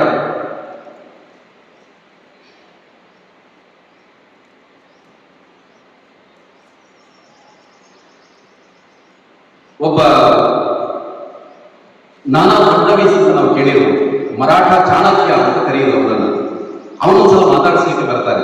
ಅವನು ಬಂದವರು ಬಹಳ ದೊಡ್ಡ ಯೋಧ, ಅಂದ್ರೆ ಮರಾಠ ಚಾಣಕ್ಯ ಅಂತಲೇ ಕರೀತಾ ಇದ್ರು. ಅವನು ಬಂದವನಿಗೆ ಮಾತಾಡಲಿಕ್ಕೆ ಬಂದವನು ಅಹಲ್ಯಾಬಾಯಿ ಹೋಳ್ಕರ್ಗೆ ನಮಸ್ಕಾರ ಮಾಡ್ತಾರೆ. ಈಕೆ ಕೇಳಿದ್ರೆ ನನಗೆ ಯಾಕೆ ನಮಸ್ಕಾರ? ಈಕೆ ತುಂಬಾ ಗಲಿಬಿಲಿ ಆಗುತ್ತೆ. ಆತ ಹೇಳ್ತಾರೆ, ನೀನು ಧರ್ಮ ಕಾರ್ಯದಲ್ಲಿ ನೀನು ತೊಡಗಿಸಿಕೊಂಡಿದ್ದಿ, ಇದೆಲ್ಲ ನಾನು ಕೇಳಿದ್ದೆ. ಆದ್ರೆ ಉದಯಪುರದ ರಾಣ ಅಂತವರಲ್ಲ, ಅಂಥವರನ್ನೆಲ್ಲ ಸೋಲಿಸುವಂತ ನೀನು ತಾಳಿ ಅಂತ ನನಗೆ ಗೊತ್ತಿರಲಿಲ್ಲ. ಇಂಥ ನಿನ್ನ 60ರ ಈ ಪ್ರಾಯದಲ್ಲೂ ಕೂಡ ಈ ರೀತಿ ಹೋರಾಟ ಮಾಡಿದವರು ನಾನು ಭಾರತದಲ್ಲಿ ಎಲ್ಲೂ ನೋಡಿಲ್ಲ ಅಂತ ಆತ ನಮಸ್ಕಾರ ಮಾಡಿದ. ಇನ್ನೊಬ್ಬ ಗಂಗಾಧರ ಚಂದ್ರಚೂಡ ಅಂತ ಇವ್ರ ದೇಶದಲ್ಲಿದ್ದ, ಇವರ ರಾಜ್ಯದಲ್ಲಿ ಇದ್ದವರು ದಿವಾನನಾಗಿದ್ದಂತ. ಈ ದಿವಾನನಿಗೆ ಏನು ಅಂತಂದ್ರೆ ತಾನು ರಾಜನಾಗಬೇಕಿತ್ತು ಅಂತ, ಮಲ್ಲಕಾಲದ ನಂತರ ತಾನು ರಾಜನಾಗಬೇಕಿತ್ತು ಅಂತ ಅವನ ಮನಸ್ಸಲ್ಲಿ. ಆದ್ರೆ ಅಹಲ್ಯಾಬಾಯಿ ಒಂದು ಹೆಣ್ಣು ಮಗಳಿಗೆ ಕೊಡ್ಲಿಕ್ಕಿಲ್ಲ ಅಂತ ಅವನ ಮನಸ್ಸಲ್ಲಿ. ಆದ್ರೆ ಅಹಲ್ಯಾಬಾಯಿ ಅಧಿಕಾರವನ್ನು ವಹಿಸಿಕೊಂಡ ನಂತರ ಇಲ್ಲಿ ಅಹಲ್ಯಾಬಾಯಿ ಜೊತೆಗೆ ಯಾರು ಇಲ್ಲ, ಮಾವ ಇಲ್ಲ, ಗಂಡ ಇಲ್ಲ, ಮಕ್ಕಳಿಲ್ಲ, ಅಳಿಯ ಇಲ್ಲ, ಯಾರು ಇಲ್ಲ. ಹೀಗಿರುವಾಗ ಅಹಲ್ಯಾಬಾಯಿ ಒಬ್ಬಾಕೆ ಮುದುಕಿ, ಆಕೆಯನ್ನು ಬಹಳ ಸುಲಭದಲ್ಲಿ ಸಾಮ್ರಾಜ್ಯವನ್ನು ತಾನು ತಗೋಬಹುದು ಅಂತ ಈ ಗಂಗಾಧರ ಚಂದ್ರಚೂಡ ಹೋಗಿ ಪಕ್ಕದ ರಾಘೋಬಾದಾದ ಪೇಶ್ವೆ ಅಂತ ಬಹಳ ಪರಾಕ್ರಮಿ ಮತ್ತೊಬ್ಬ, ಆ ಪೇಶ್ವೆಗೆ ಹೋಗಿ ಹೇಳ್ತಾರೆ, ನೋಡು ಈಗ ಅಹಲ್ಯಾಬಾಯಿ ಹೋಳ್ಕರ್ ಅವಳು ಒಬ್ಬಳೇ ಇದ್ದಾರೆ ಮತ್ತು ವಯಸ್ಸಾಗಿದೆ, ಹಾಗಾಗಿ ಸುಲಭದಲ್ಲಿ ಆ ಸಾಮ್ರಾಜ್ಯವನ್ನು ನಮ್ಮ ತೆಕ್ಕೆಗೆ ತೆಗೆದುಕೊಳ್ಳಬಹುದು ಅಂತ ಹೋಗಿ ಹೇಳಿದ. ಏನಲ್ಲಿ ಅಹಲ್ಯಾಬಾಯಿಯನ್ನು ಸೋಲಿಸಿದ್ರೆ ತಾನು ಹೋಗಿ ಆ ರಾಜನ ಕುತ್ಕೋಬಹುದು ಇವನ್ ತಲೆಯಲ್ಲಿ. ರಾಘೋಬಾದಾದನಿಗೂ ಬಹಳ ಆನಂದ ಆಯ್ತು. ಈತನ ಪರಿಸ್ಥಿತಿ ಇದ್ರೆ ಬಂದ ಅಲ್ಲಿ ಆ ನದಿಯ ತಟದಲ್ಲಿ ಬಂದು ದೊಡ್ಡ ಸೈನ್ಯದ ಜೊತೆ ನಿಂತ. ಇಷ್ಟಾಗುವಾಗ ಅಹಲ್ಯಾಬಾಯಿಗೆ ವಿಚಾರ ಗೊತ್ತಾಯ್ತು. ಅಹಲ್ಯಾಬಾಯಿ ಗೊತ್ತಾಯ್ತು ರಾಘೋಬಾದಾದ ಪೇಶ್ವೆ ಬಂದಿದ್ದಾನೆ, ಏನ್ ಮಾಡ್ಬೇಕು ಈಗ?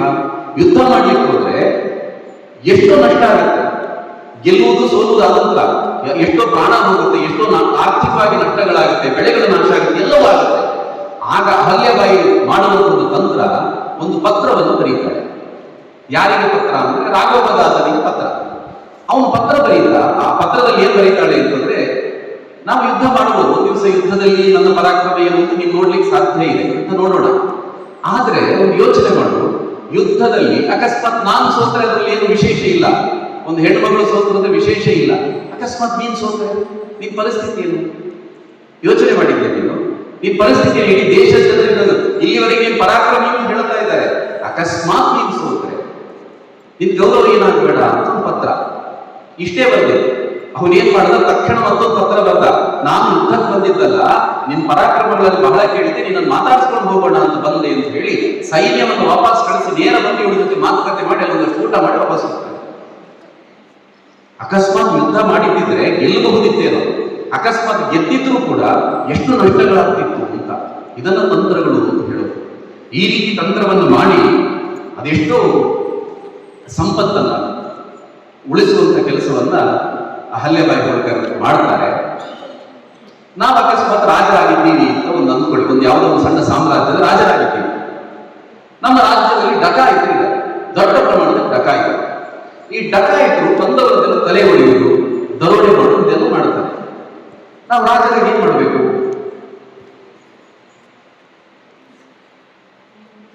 ಏನ್ ಮಾಡ್ತೀನಿ? ನೀನು ರಾಣಿ ಆಗಿದ್ದರೆ ನಿನ್ನ ದೇಶದ ಡಕಾಯಿತಿದ್ದಾರೆ ಏನ್ ಮಾಡ್ತೀನಿ? ಹಾಗೆ ಮಾಡಬಾರ್ದು ಅಂತ ಬುದ್ಧಿ ಹೇಳ್ತೀಯಾ? ಶಿಕ್ಷೆ ಕೊಡ್ತೀವಿ. ಆಮೇಲೆ ಬೇರೆ ಯಾರು ಏನ್ ಮಾಡ್ತಾರೆ ಅಂತ? ಒಬ್ಬೊಬ್ಬರಿಗೆ ಶಿಕ್ಷೆ ಕೊಡ್ತೀವಿ. ಸಾಮಾನ್ಯ ಹೀಗೆ ಯೋಚನೆ ಮಾಡ್ತಾರೆ ಎಲ್ಲರೂ. ಆದ್ರೆ ಅಹಲ್ಯಬಾಯಿ ಯೋಚನೆ ಮಾಡಿದ ರೀತಿಯೇ ಬೇರೆ ಇದೆ. ಆಕೆ ಏನ್ ಮಾಡ್ತಾರೆ? ಅವರು ಬಿಲ್ಲ ಜನಾಂಗ, ಬಿಲ್ಲ ಅಂತ ಜನಾಂಗ, ಕಾಡಿನಲ್ಲಿ ಇರುವಂಥವರು. ಅವರಿಗೆ ಶಸ್ತ್ರವಿದ್ಯೆಗಳು ಬಹಳ ಚೆನ್ನಾಗಿ ಅವರಿಗೆ ಬಿಲ್ಲು ಅಥವಾ ಖಡ್ಗ ಈ ತರದ ಎಲ್ಲವನ್ನು ಬಹಳ ಸುಲಭ, ಬಹಳ ಚೆನ್ನಾಗಿ ಕಲಿತಿದ್ರು. ಈಕೆ ಅದೆಲ್ಲವನ್ನು ಕಲಿತು ಅರಿತುಕೊಂಡು ಇವರಿಗೆ ಇದೆಲ್ಲ ಗೊತ್ತಿದೆ ಅಂತ ಅಂದುಕೊಂಡು ಹೋಗಿ ಮಾತುಕತೆಗೆ ಹೋಗ್ತಾಳೆ. ಮಾತುಕತೆಗೆ ಹೋಗಿ ಆ ಬಿಲ್ಲ ಜನಾಂಗದ ಪ್ರಮುಖರಿದ್ದಾರೆ, ಅವರನ್ನೆಲ್ಲ ಕೂರಿಸಿಕೊಂಡು ಮಾತುಕತೆ ಮಾಡ್ತಾರೆ. ಏನು ಅಂತಂದ್ರೆ, ನೀವೀಗ ಡಕಾಯಿತು, ಜನ ನಿಮಗೆ ಹೆದರ್ತಾ ಇದ್ದಾರೆ, ಆದ್ರೆ ಗೌರವ ಕೊಡೋದಿಲ್ಲ. ನಿಮ್ಗೊಂದು ಅವಕಾಶ ನಾನು ಕೊಡ್ತೀನಿ. ಈಗ ನಿಮ್ಮನ್ನ ಇಲ್ಲಿಂದ ಶಿಕ್ಷೆ ಕೊಟ್ಟು ಏನು ಅದೊಂದು ದೊಡ್ಡ ವಿಷಯ ಅಲ್ಲ, ಅದು ನಿಮ್ಗೊಂದು ಅವಕಾಶ ಕೊಡ್ತೀನಿ. ಏನು ಅವಕಾಶ ಅಂತಂದ್ರೆ, ನೀವೆಲ್ಲರೂ ಸೈನಿಕರಾಗ, ದೊಡ್ಡ ಸಂಖ್ಯೆ ಇದೆ ಅವರು, ನೀವೆಲ್ಲರೂ ಸೈನಿಕರಾಗಬೇಕು. ಸೈನಿಕರಾದಾಗ ಏನಾಗುತ್ತೆ, ಒಂದು ಕಡೆ ನೀವೇನು ಯಾರು ತಲೆ ಹೊಡೆಯಬೇಕು ಅಂತಿಲ್ಲ, ನಿಮಗೆ ಬೇಕಾದಂತಹ ಎಲ್ಲ ಸಂಪತ್ತುಗಳು ನಿಮ್ಗೆ ಬಂದ್ಬಿಡುತ್ತೆ. ಅದ್ರ ಜೊತೆಗೆ ನಿಮಗೆ ಜನ ಗೌರವ ಕೊಡ್ತಾರೆ. ಏನ್ ಹೇಳ್ತೀರಿ ಇದಕ್ಕೆ ಅಂತ ಅವ್ರು ಮೊದಲು ಒಪ್ಪಲಿಲ್ಲ. ಆ ನಂತರ ನಿಧಾನಕ್ಕೆ ಸೇರಿಕೊಂಡ್ರು, ಸೈನಿಕರ ತರಬೇತಿ ಪಡೆದರು. ಉಳಿದ ಇದ್ದಂತ ಸೈನಿಕರಿಗಿಂತಲೂ ಶ್ರೇಷ್ಠ ಸೈನಿಕರವರಾದ್ರು. ಯಾಕೆಂದ್ರೆ ಇವರಿಗೆ ಹುಟ್ಟುತ್ತಾ ಎಲ್ಲ ಸಾಧ್ಯತೆಗಳು ಗೊತ್ತಿತ್ತು, ಶಸ್ತ್ರವಿದ್ಯೆ ಎಲ್ಲವೂ ಗೊತ್ತಿತ್ತು. ದೊಡ್ಡ ಪ್ರಮಾಣದಲ್ಲಿ ಇವರೆಲ್ಲರೂ ಆ ಬಿಲ್ಲ ಜನಾಂಗದ ಅಷ್ಟು ದೊಡ್ಡ ಡಕಾಯಿತರು ಅವರೆಲ್ಲರೂ ಸೈನಿಕರಾಗಿ ಬದಲಾಗ್ತಾರೆ. ಎಷ್ಟು ಪರಿಣಾಮ ಅಂತ ಯೋಚನೆ ಮಾಡಿ. ಒಂದು, ಜನರಿಗೆ ತೊಂದರೆ ಕೊಡುವಂತಹ ಡಕಾಯಿತರ ಕಾಟ ಇಲ್ಲ. ಇನ್ನೊಂದು ಕಡೆ ಆ ಡಕಾಯಿತರೆಲ್ಲರೂ ಕೂಡ ಸೈನ್ಯಕ್ಕೆ ಬಂದು ಸೈನ್ಯದ ಶಕ್ತಿ ಹೆಚ್ಚಾಯಿತು, ಅವರೆಲ್ಲರಿಗೂ ಗೌರವ ಸಿಗುವಂತಾಯಿತು. ಇದು ಒಬ್ಬಳು ಹೆಣ್ಣು ಮಗಳು ಯೋಚನೆ ಮಾಡಿದಂತ ರೀತಿ. ಇಲ್ಲಿದ್ರೆ ಸಾಮಾನ್ಯವಾಗಿ ನಾವೆಲ್ಲರೂ ಯೋಚನೆ ಮಾಡೋದು, ನೀವೆಲ್ಲ ಹೇಳಿದ ಹಾಗೆ ಹೋಗುವುದು, ಅವರನ್ನು ಶಿಕ್ಷೆ ಮಾಡೋದು, ಈ ರೀತಿ ಮಾಡಿದ್ದಿದ್ರೆ ಅಲ್ಲಿ ಡಕಾಯಿತರ ಕಾಟ ಕಡಿಮೆ ಆಗ್ತಿತ್ತು ಅಷ್ಟೇ. ಆದ್ರೆ ಸೈನ್ಯದ ಶಕ್ತಿ ಹೆಚ್ಚು ಮಾಡುವಂಥದ್ದು ಇದು ಅಹಲ್ಯಬಾಯಿ ಯೋಚನೆ ಮಾಡಿದಂತ ರೀತಿ. ಹೀಗೆ ಒಬ್ಬ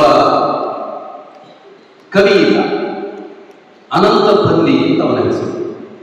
ಇವನ ಕೆಲಸ ಏನು ಅಂತ ಕೇಳಿದ್ರೆ ಕಾವ್ಯಗಳನ್ನು ಬರೆಯುವುದು. ಯಾವ ಕಾವ್ಯ ಕೇಳಿದ್ರೆ ಶೃಂಗಾರ ಕಾವ್ಯಗಳನ್ನು ಬರೆಯುವುದು.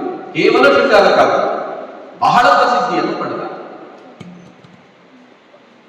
ಈಕೆಗೆ ವಿಷಯ ಗೊತ್ತಾಯ್ತು, ಅಹಲ್ಯಬಾಯಿಗೆ ವಿಷಯ ಗೊತ್ತಾಯ್ತು. ನಿಜಕ್ಕೂ ರಾಣಿಗೆ ಇದೆಲ್ಲ ಈ ಕವಿಗಳ ಹತ್ರ ಹೋಗಿ ಮಾತಾಡಿಸೋದು ಇತ್ಯಾದಿ ಮಾಡಬೇಕು ಅನ್ನೋ ಅವಶ್ಯಕತೆ ಇಲ್ಲ.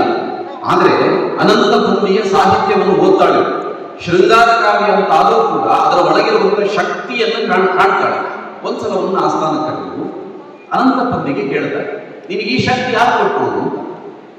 ಅವನು ಸುಮಾರು ಯೋಚನೆ ಮಾಡಿದ ಅವನು ಅಲ್ಲಿವರೆಗೆ ಅವನು ಯೋಚನೆ ಮಾಡಲಿ, ನನಗೆ ಈ ಶಕ್ತಿ ಎಲ್ಲಿಂದ ಬಂತು ಅಂತ. ಕೊನೆಗೆ ಅವನು ಹೇಳ್ದ, ನನ್ನ ಮನೆಯಲ್ಲಿ ಯಾರು ಕವಿಗಳಿಲ್ಲ, ಆದ್ರೆ ನನಗೆ ಈ ಶಕ್ತಿ ಬಂತು ಅಂತಂದ್ರೆ ಬಹುಶಃ ದೇವರೇ ಕೊಟ್ಟಿರಬೇಕು ಅಂತ ಅಂದ. ಆಗ ಅಹಲ್ಯಬಾಯಿ ಹೇಳ್ತಾಳೆ, ದೇವರು ಕೊಟ್ಟಿರುವ ಈ ನಿನ್ನ ಪ್ರತಿಭೆ ಅದರಲ್ಲಿ ದೇವರು ಕೊಟ್ಟಾಗ ಒಂದಾದ್ರೂ ಬಂದಿದ್ಯಾ ನೀನು? ಒಂದು ಬರಿಗೆ ದೇವರೇ ಕೊಟ್ಟಿರೋದು ನಿನಗೆ ಆ ಬರವಲ್ಲ, ಅದನ್ನು ದೇವರನ್ನು ಬಿಟ್ಟು ಈ ಉಳಿದದ್ದೆಲ್ಲ ಬರೆದಿದ್ಯಾ ನೀನು? ಯಾವಾಗ ದೇವರ ಬಗ್ಗೆ ಬರೆಯೋದು ಅಂತ. ಈ ರೀತಿ ನಮಗೆ ನಮ್ಮ ಹತ್ರ ಯಾವುದೋ ಈ ರೀತಿಯ ಕಲೆಗಳಿದ್ದಾಗ ಅದೆಲ್ಲವೂ ಕೂಡ ಸಮಾಜಕ್ಕೆ ಉಪಯೋಗ ಆಗಬೇಕು ಅಂತ ಆಕೆ ಹೇಳ್ತಾಳೆ. ದೇವರ ಬಗ್ಗೆ ಬರಿ, ಈ ಸಮಾಜದ ಕುರಿತಾಗಿ ಬರಿ, ಈ ರಾಜ್ಯಕ್ಕೆ ಸಂಬಂಧಪಟ್ಟಂತ ಏನೆಲ್ಲ ಆ ಹಿರಿಮೆ ಗರಿಮೆಗಳಿದೆ ಅದರ ಕುರಿತಾಗಿ ಬರಿ, ಆಗ ನಿಮ್ಮ ಕಾವ್ಯಕ್ಕೆ ನಿಜಕ್ಕೂ ಶಕ್ತಿ ಬರುತ್ತದೆ ಅಂತ ಹೇಳ್ತಾರೆ. ಆಗ ಅನಂತ ಪಲ್ಲಿ ಆ ಸಂದರ್ಭದಲ್ಲಿ ಹೇಳ್ತಾನೆ, ಇನ್ನು ಮುಂದೆ ನಾನು ಶೃಂಗಾರ ಕಾವ್ಯಗಳನ್ನು ಬರೆಯೋದಿಲ್ಲ, ಇನ್ನು ಮುಂದೆ ನಾನು ಬರೆಯೋದಿಲ್ಲ. ಇದು ಏನು ಬರೋದು ಕೂಡ ಭಗವಂತನ ಬಗ್ಗೆ ಅಥವಾ ಸಮಾಜದ ಬಗ್ಗೆ, ಈ ಎರಡು ಮಾತ್ರ ನಾನು ಬರೀತೀನಿ ಅಂತ ಹೇಳಿ ಅವನು ಮತ್ತಷ್ಟು ದೊಡ್ಡ ಕವಿ ಆಗ್ತಾನೆ. ನಾವು ಇವತ್ತು ಹುಡುಕಿದ್ರೆ ಅನಂತ ಪಲ್ಲಿ ಬಗ್ಗೆ ಒಳ್ಳೊಳ್ಳೆಯ ಸಂಗತಿಗಳು ನಮಗೆ ಚಾಟ್ ಜಿಪಿಟಿಯಲ್ಲೂ ಸಿಗುತ್ತೆ. ನೀವು ಯಾವಾಗಲೂ ಹುಡುಕಿದ್ರು ನಮಗೆ ಆತನ ಬಗ್ಗೆ ವಿವರಗಳು ಸಿಗುತ್ತೆ. ಒಬ್ಬ ಶೃಂಗಾರ ಕವಿಯನ್ನ, ಒಬ್ಬ ಉತ್ಕೃಷ್ಟ ಕವಿಯನ್ನಾಗಿ, ರಾಷ್ಟ್ರಭಕ್ತ ಕವಿಯನ್ನಾಗಿ ನಿರ್ಮಾಣ ಮಾಡಿದಂತಹ ಕೀರ್ತಿ ಅದು ಅಹಲ್ಯಬಾಯಿ ಹೊಳಕರೆ. ಇದೆಲ್ಲ ಯಾಕೆ ಬೇರೆ ಬೇರೆ ರೀತಿಯಲ್ಲಿ ಹೇಳ್ತಾ ಇರೋದು ಅಂತಂದ್ರೆ, ಆಕೆ ಎಲ್ಲವನ್ನೂ ಕೂಡ ಸಮಗ್ರವಾಗಿ ಗಮನಿಸ್ತಾ ಇದೆ. ಒಂದು ಕಡೆ ಸುರಕ್ಷಿತವಾಗಿರ್ಬೇಕು, ರಕ್ಷಣೆ ದೃಷ್ಟಿಯಿಂದ ಸುರಕ್ಷಿತವಾಗಿರ್ಬೇಕು. ಇನ್ನೊಂದು ಕಡೆ ಇರುವಂತಹ ಪ್ರಜೆಗಳಿಗೆ ಆಹಾರ ಇತ್ಯಾದಿ ದೃಷ್ಟಿಯಿಂದ ಅಲ್ಲೂ ಅದನ್ನು ನೋಡ್ತಾಳೆ. ಇನ್ನೊಂದು ಕಡೆ ಧರ್ಮ ಕಾರ್ಯಗಳನ್ನು ಮಾಡ್ತಾಳೆ. ಇನ್ನೊಂದು ಕಡೆಯಿಂದ ಈ ರೀತಿಯ ಕವಿಗಳನ್ನು ಅವರು ದಾರಿ ತಪ್ತಾ ಇದ್ರೆ ಅವರಿಗೆ ಸರಿಯಾದ ದಾರಿಯನ್ನು ತೋರಿಸುವಂತ ಕೆಲಸವನ್ನು ಕೂಡ ಮಾಡ್ತಾರೆ. ಯಾವಾಗ ನಾನು ಆರಂಭದಲ್ಲಿ ಈ ಘಟನೆಯನ್ನು ಹೇಳುವಾಗ ಅವಳು ಶಿವನ ಪೂಜೆಯನ್ನು ಮಾಡ್ತಾ ಇದ್ದಾಗ ಮಲ್ಲಹಾದ ಆಕೆಯೊಳಗೆ ಏನೋ ಒಂದು ಶಕ್ತಿಯನ್ನು ಕಂಡಾಗ, ಆ ಶಕ್ತಿ ಏನು ಅಂತ ನಮಗೆ ಗೊತ್ತಾಗುವ ಸಾಮಾನ್ಯ ಹತ್ತಿರ ಇದ್ದವರಿಗೆಲ್ಲ ಕಾಣಿಸ್ತಾ ಇತ್ತು. ಈಕೆ ಸಾಮಾನ್ಯ ಮಹಿಳೆಯಲ್ಲ, ಈಕೆ ರಾಣಿಯನ್ನು ಮೀರಿ ಮತ್ತೇನೋ ಶಕ್ತಿ ಇವಳ ಒಳಗಿದೆ ಅಂತ ಎಲ್ಲರಿಗೂ ಅನ್ನಿಸ್ತಾ ಇತ್ತು. ಅದು ಏನು ಅಂತ, ಆ ಶಕ್ತಿ ಏನು ಅಂತ ಗೊತ್ತಾಗಿತ್ತು ಅನಂತರ ದಿನಗಳಲ್ಲಿ. ಒಬ್ಬ ಕವಿ ಇನ್ನೊಬ್ಬ ಸಾಹಿತಿ ಇಲ್ಲ. ಸಾಮಾನ್ಯವಾಗಿ ರಾಜ ಮಹಾರಾಜರು ಇವರೆಲ್ಲ ಇದ್ದಾಗ ಒಂದಷ್ಟು ಜನ ಹೊಗಳುಬಿಟ್ಟು ಬಂದೇ ಬರ್ತಾರೆ. ಅವರೆಲ್ಲ ಬಂದು ಇವರನ್ನು ಹೊಗಳುವಂತ ಕವಿತೆಗಳನ್ನು ಬರೆದು ಅವರ ಆಸ್ಥಾನದ ಕವಿಗಳಾಗಿ ತಮ್ಮ ಹೊಟ್ಟೆ ಬರೆದುಕೊಳ್ಳುವುದು ಸಹಜವಾಗಿ ನಡೀತಾ ಇತ್ತು, ಇವತ್ತಿಗೂ ನಡೀತಾ ಇದೆ. ಆ ರೀತಿಯೇ ಬಹಳ ಉತ್ಕೃಷ್ಟ ಶಬ್ದಗಳನ್ನು ಸಾಹಿತ್ಯವನ್ನು ರಚನೆ ಮಾಡಬಲ್ಲಂತ ಒಬ್ಬ ಕವಿ. ಅವನು ದೊಡ್ಡ ಪುಸ್ತಕವಲ್ಲ, ಯಾರ ಬಗ್ಗೆ? ಅಹಲ್ಯಾಬಾಯಿ ಹೋಳ್ಕರ್ ಬಗ್ಗೆ ದೊಡ್ಡ ಪುಸ್ತಕ, ಒಂದು ಗ್ರಂಥ ಬರೆದ. ಅದನ್ನ ಹಾಗೆ ರೇಷ್ಮೆ ಬಟ್ಟೆಯಲ್ಲಿ ಸುತ್ತಿ ಅವಳ ಆಸ್ಥಾನಕ್ಕೆ ತಗೊಂಡು ಆಕೆಯ ಪದತಲದಲ್ಲಿ ಇಟ್ಟು ನಮಸ್ಕಾರ ಮಾಡಿ ಹೇಳಿದ, ನನ್ನ ಜೀವನದಲ್ಲೂ ಉತ್ಕೃಷ್ಟ ಕೃತಿಯನ್ನು ನಿಮ್ಮ ಹೆಸರಿನಲ್ಲಿ ನಾನು ಬರೆದಿದ್ದೇನೆ, ಸ್ವೀಕರಿಸಿ ಅಂತ ಹೇಳ್ತಾರೆ. ಹೀಗೆ ನೋಡ್ತಾಳದನ್ನ, ಸಂತೋಷ ಆಯಿತು ಅಂತ ಹೇಳಿ ಅವನಿಗೆ ಒಂದಷ್ಟು ಇನಾಮುಗಳನ್ನು ಕೊಟ್ಟು ಕಳಿಸ್ತಾರೆ. ಅವನು ಇನ್ನೇನು ತುಂಬಾ ನಿರೀಕ್ಷೆ ಮಾಡಿದ್ದ. ಆದ್ರೆ ಇಷ್ಟಕ್ಕೆ ನಿಲ್ಲಿಸಲಿಲ್ಲ ಅಂತ ಮತ್ತೆ ತಿರುಗಿ ನೋಡಿದ. ಅದಕ್ಕೆ ಆಗ ಅಹಲ್ಯಾಬಾಯಿ ಹೇಳ್ತಾಳೆ, ನೀನು ದೇವರನ್ನ ಮೆಚ್ಚಿಸಿ ಬರೆದ್ರೆ, ದೇವರ ಕುರಿತಾಗಿ ಬರೆದ್ರೆ ದೇವರು ನಿನ್ನನ್ನು ಮೆಚ್ಚುತ್ತಾನೆ. ಈ ಮನುಷ್ಯರನ್ನು ಕುರಿತು ಬರೆದ್ರೆ ನಮಗೆ ಅಹಂಕಾರ ಜಾಸ್ತಿ ಆಗುತ್ತೆ. ನೀನು ಬರೆದ್ರಿಂದ ನನ್ನ ಅಹಂಕಾರ ಜಾಸ್ತಿ ಆಗುತ್ತೆ ಅಂತ ಹೇಳಿ ಮತ್ತೆ ಅವನಿಗೆ ತುಂಬಾ ಬೇಸರ ಮಾಡುವವನನ್ನು ಕಳಿಸಿ ಮರುದಿವಸ ಬೆಳಿಗ್ಗೆ ಎದ್ದು ತನ್ನ ದಾಸಿಗೆ ಹೇಳ್ತಾಳೆ, ಆ ನಿನ್ನೆ ಗ್ರಂಥ ಇದೆಯಲ್ಲ ಅದನ್ನು ಹಾಗೆ ಮತ್ತೊಂದು ಬಟ್ಟೆಯಲ್ಲಿ ಸುತ್ತಿ ನನ್ನ ಜೊತೆ ಬಾ ಅಂತ ಹೇಳ್ತಾರೆ. ಇವರಿಬ್ರು ಹೊರಡ್ತಾರೆ. ಎಲ್ಲಿಗೆ? ನರ್ಮದಾ ನದಿ ತೀರಕ್ಕೆ ಹೋಗ್ತಾರೆ. ದಾಸಿ ಅಂದ್ಕೊಂಡಿದ್ದೇನು ಅಂತಂದ್ರೆ ಯಾರು ನೋಡದೇ ಇರುವಂತಹ ಜಾಗದಲ್ಲಿ ಹೋಗಿ ಪುಸ್ತಕ ಓದಬೇಕು ಈಕೆಗೆ ಅಂತ, ತನ್ನ ಬಗ್ಗೆ ಬರೆದಿರುವಂತಹ ಪುಸ್ತಕ ಓದ್ಲಿಕ್ಕೋಸ್ಕರ ಅಲ್ಲಿ ತಗೊಂಡು ಹೋಗ್ತಾ ಇದ್ದಾಳೆ ಅಂತ. ನರ್ಮದೆ ನದಿ ತೀರಕ್ಕೆ ಹೋಗಿ ಅಲ್ಲಿ ಅದಕ್ಕೆ ದೊಡ್ಡ ದೊಡ್ಡ ಕಲ್ಲುಗಳನ್ನು ಕಟ್ಟಿ ಅದನ್ನು ನರ್ಮದೆಯ ಮಧ್ಯಭಾಗದಲ್ಲಿ ಬಿಡ್ತಾಳೆ. ಒಂದು ಪುಸ್ತಕ ಅದರ ಮುಖಪದ ಸಹಿತ ನೋಡಿ, ಅದನ್ನು ನರ್ಮದೆಯ ಮಧ್ಯಭಾಗದಲ್ಲಿ ಬಿಟ್ಟು ಇನ್ನು ಈ ಕೃತಿ ಯಾರಿಗೂ ಸಿಗಬಾರದು ಅಂತ, ಈ ನೆಲದಲ್ಲಿ ಪೂಜೆ ಎಲ್ಲವೂ ಸಲ್ಲಬೇಕಾಗಿದ್ದು ಭಗವಂತನಿಗೆ ಮಾತ್ರ, ವ್ಯಕ್ತಿಗಳಿಗಲ್ಲ. ನನಗೆ ಸಲ್ಲಬಾರದು ಪೂಜೆ ಅಂತ. ನಾನು ಏನ್ ಮಾಡಿದ್ರು ಅದು ಭಗವಂತನ ಹತ್ರ ಮಾಡಿಸಿದ್ದೆ ಹೊರತು ನಾನಲ್ಲದಕ್ಕೆ. ನಾಳೆ ಈ ಕೃತಿ ಬಂದ್ರೆ ನಾಳೆ ನನ್ನನ್ನು ಹೊಗಳುವಂತ ಸಂಖ್ಯೆ ಜಾಸ್ತಿ ಆಗಿಬಿಡುತ್ತೆ, ನನ್ನನ್ನು ಯಾರು ಹೊಗಳಬಾರದು ಅಂತ. ಈ ಭಾವ, ಈ ಸಂತ ಭಾವ ಆಕೆಯ ಒಳಗಿತ್ತು. ಅದನ್ನೇ ಮಲ್ಹಾರರಾವ್ ಅವತ್ತು ಗಮನಿಸಿರುವಂಥದ್ದು. ಹೀಗೆ ಆಕೆ ಎಲ್ಲ ಗುಣಗಳು ಪರಿಚಯ ಆಗಿದ್ದಿರಬಹುದು ನಿಮಗೆ. ಇದೆಲ್ಲಕ್ಕಿಂತ ಮುಖ್ಯವಾದಂಥ ಕೆಲಸ ಆಕೆ ಮತ್ತೊಂದು ಮಾಡುವಂಥದ್ದೇನು ಅಂತಂದ್ರೆ, ಇಡೀ ತನ್ನ ರಾಜ್ಯ ಪರ್ಯಟನೆ ಮಾಡ್ತಾ ಇದ್ದಾಗ ಆಕ್ರಮಕರ ದಾಳಿಗೆ ತುತ್ತಾಗಿ ಜೀರ್ಣಾವಸ್ಥೆಯಲ್ಲಿದ್ದ ನಮ್ಮ ದೇವಸ್ಥಾನಗಳನ್ನು ಕಾಣ್ತಾಳೆ. ಅದರಲ್ಲಿ ಮುಖ್ಯವಾಗಿ ಕಾಶಿ ವಿಶ್ವನಾಥ ಮಂದಿರ. ಕಾಶಿಗೆ ಹೋಗಿದ್ದೀವಿ ಯಾರೆಲ್ಲ ಹೋಗಿದ್ದೀರಿ?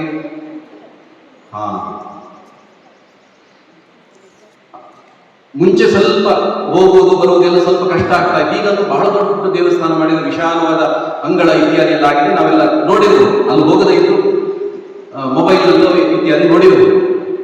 ಕಾಶಿಯ ದೇವಸ್ಥಾನದ ಮೇಲೆ ಮೊದಲು ದಾಳಿ ಮಾಡಿದಂಥವನು ಗಜನಿ. ನಾನು ಮೊನ್ನೆ ಹೇಳಿದೆ, ಆ ಗಜನಿ ದಾಳಿ ಮಾಡಿದ, ಆನಂತರ ಘೋರಿ ದಾಳಿ ಮಾಡಿದ, ಆನಂತರ ಕುತುಬುದ್ದೀನ್ ಬಂದ. ಹೀಗೆ ಒಬ್ಬೊಬ್ಬರು ಬಂದು ಅದರಲ್ಲಿ ಇವರು ಮಾಡಿದಂತಹ ದಾಳಿಯನ್ನು ತಗೊಂಡು ಹೋಗ್ಲಿಕ್ಕೆ ಒಂದು ಸಲ 1400 ಒಂಟೆಗಳನ್ನು ಬಳಸ್ತಾರೆ ಅಲ್ಲಿನ ಸಂಪತ್ತನ್ನು ತಗೊಂಡು ಹೋಗ್ಲಿಕ್ಕೆ. ಎಷ್ಟು ಚಿನ್ನ ಇಟ್ಟಿರ್ಬೋದು ಅರ್ಥ ಮಾಡ್ಕೊಳ್ಳಿ. 1400 ಒಂಟೆಗಳಲ್ಲಿ ಚಿನ್ನ ಸಾಗಿಸಿದ್ದಾರೆ. ಅದು ಗಜನಿಯಿಂದ ಆರಂಭಿಸಿ ಅನಂತರ ತನಕ ಕೊನೆಗೆ ಬಂದಂಥವನು ಔರಂಗಜೇಬ. ಅವನೇನ್ ಮಾಡ್ತಾನೆ, ಇಡೀ ಮತ್ತೆ ವಾಪಸ್ ಅದು ಇವರು ಧ್ವಂಸ ಮಾಡ್ತಾ ಇದ್ದಾಗ ಇನ್ಯಾರೋ ಸ್ವಲ್ಪ ಕಟ್ತಾರೆ, ಧ್ವಂಸ ಮಾಡ್ತಾ ಇದ್ದಾಗೆ ಕಟ್ತಾರೆ, ಇದೆಲ್ಲ ಮಾಡ್ತಾ ಇದ್ರು. ಕೊನೆಗೆ ಔರಂಗಜೇಬ ಏನ್ ಮಾಡ್ತಾನೆ, ಸಂಪೂರ್ಣ ನಾಶ ಮಾಡ್ತಾನೆ. ನಾಶ ಮಾಡಿ ಅದರ ಇಟ್ಟಿಗೆಗಳನ್ನೇ ತಗೊಂಡು ಅಲ್ಲೊಂದು ಮಸೀದಿ ನಿರ್ಮಾಣ ಮಾಡ್ತಾನೆ. ಅದಕ್ಕೆ ಜ್ಞಾನವಾಪಿ ಮಸ್ಜಿದ್ ಅಂತ ಹೆಸರಿಡ್ತಾನೆ. ಮತ್ತಲ್ಲೇ ಪಕ್ಕದಲ್ಲಿ ಒಂದು ಸಂಸ್ಕೃತ ವಿದ್ಯಾಲಯ ಇತ್ತು, ಅದನ್ನು ಸಂಪೂರ್ಣ ನೆಲಸಮ ಮಾಡಿದ. ಇದಿಷ್ಟೆಲ್ಲ ಆದಾಗ ಇದನ್ನು ಸರಿ ಮಾಡಬೇಕು ಅಂತ ಶಿವಾಜಿ ಮಹಾರಾಜನ ಮನಸ್ಸಲ್ಲಿತ್ತು. ಕಾಶಿ ವಿಶ್ವನಾಥ ಮಂದಿರವನ್ನ ಮತ್ತೆ ಕಟ್ಟಬೇಕು ಅಂತ ಶಿವಾಜಿ ಮಹಾರಾಜರ ಮನಸ್ಸಲ್ಲಿತ್ತು. ಆದ್ರೆ ಅದನ್ನು ಪೂರ್ಣ ಮಾಡಿದ್ದು ಅಹಲ್ಯಾಬಾಯಿ ಹೋಳ್ಕರ್. ಅದಕ್ಕೆ ರಾಜ ರಣಜಿತ್ ಸಿಂಹ, ಇವತ್ತು ನಾವು ಹೋದ್ರೆ ಮೇಲೆ ಚಿನ್ನದ ಕಳಶವನ್ನು ನೋಡ್ಬೋದು.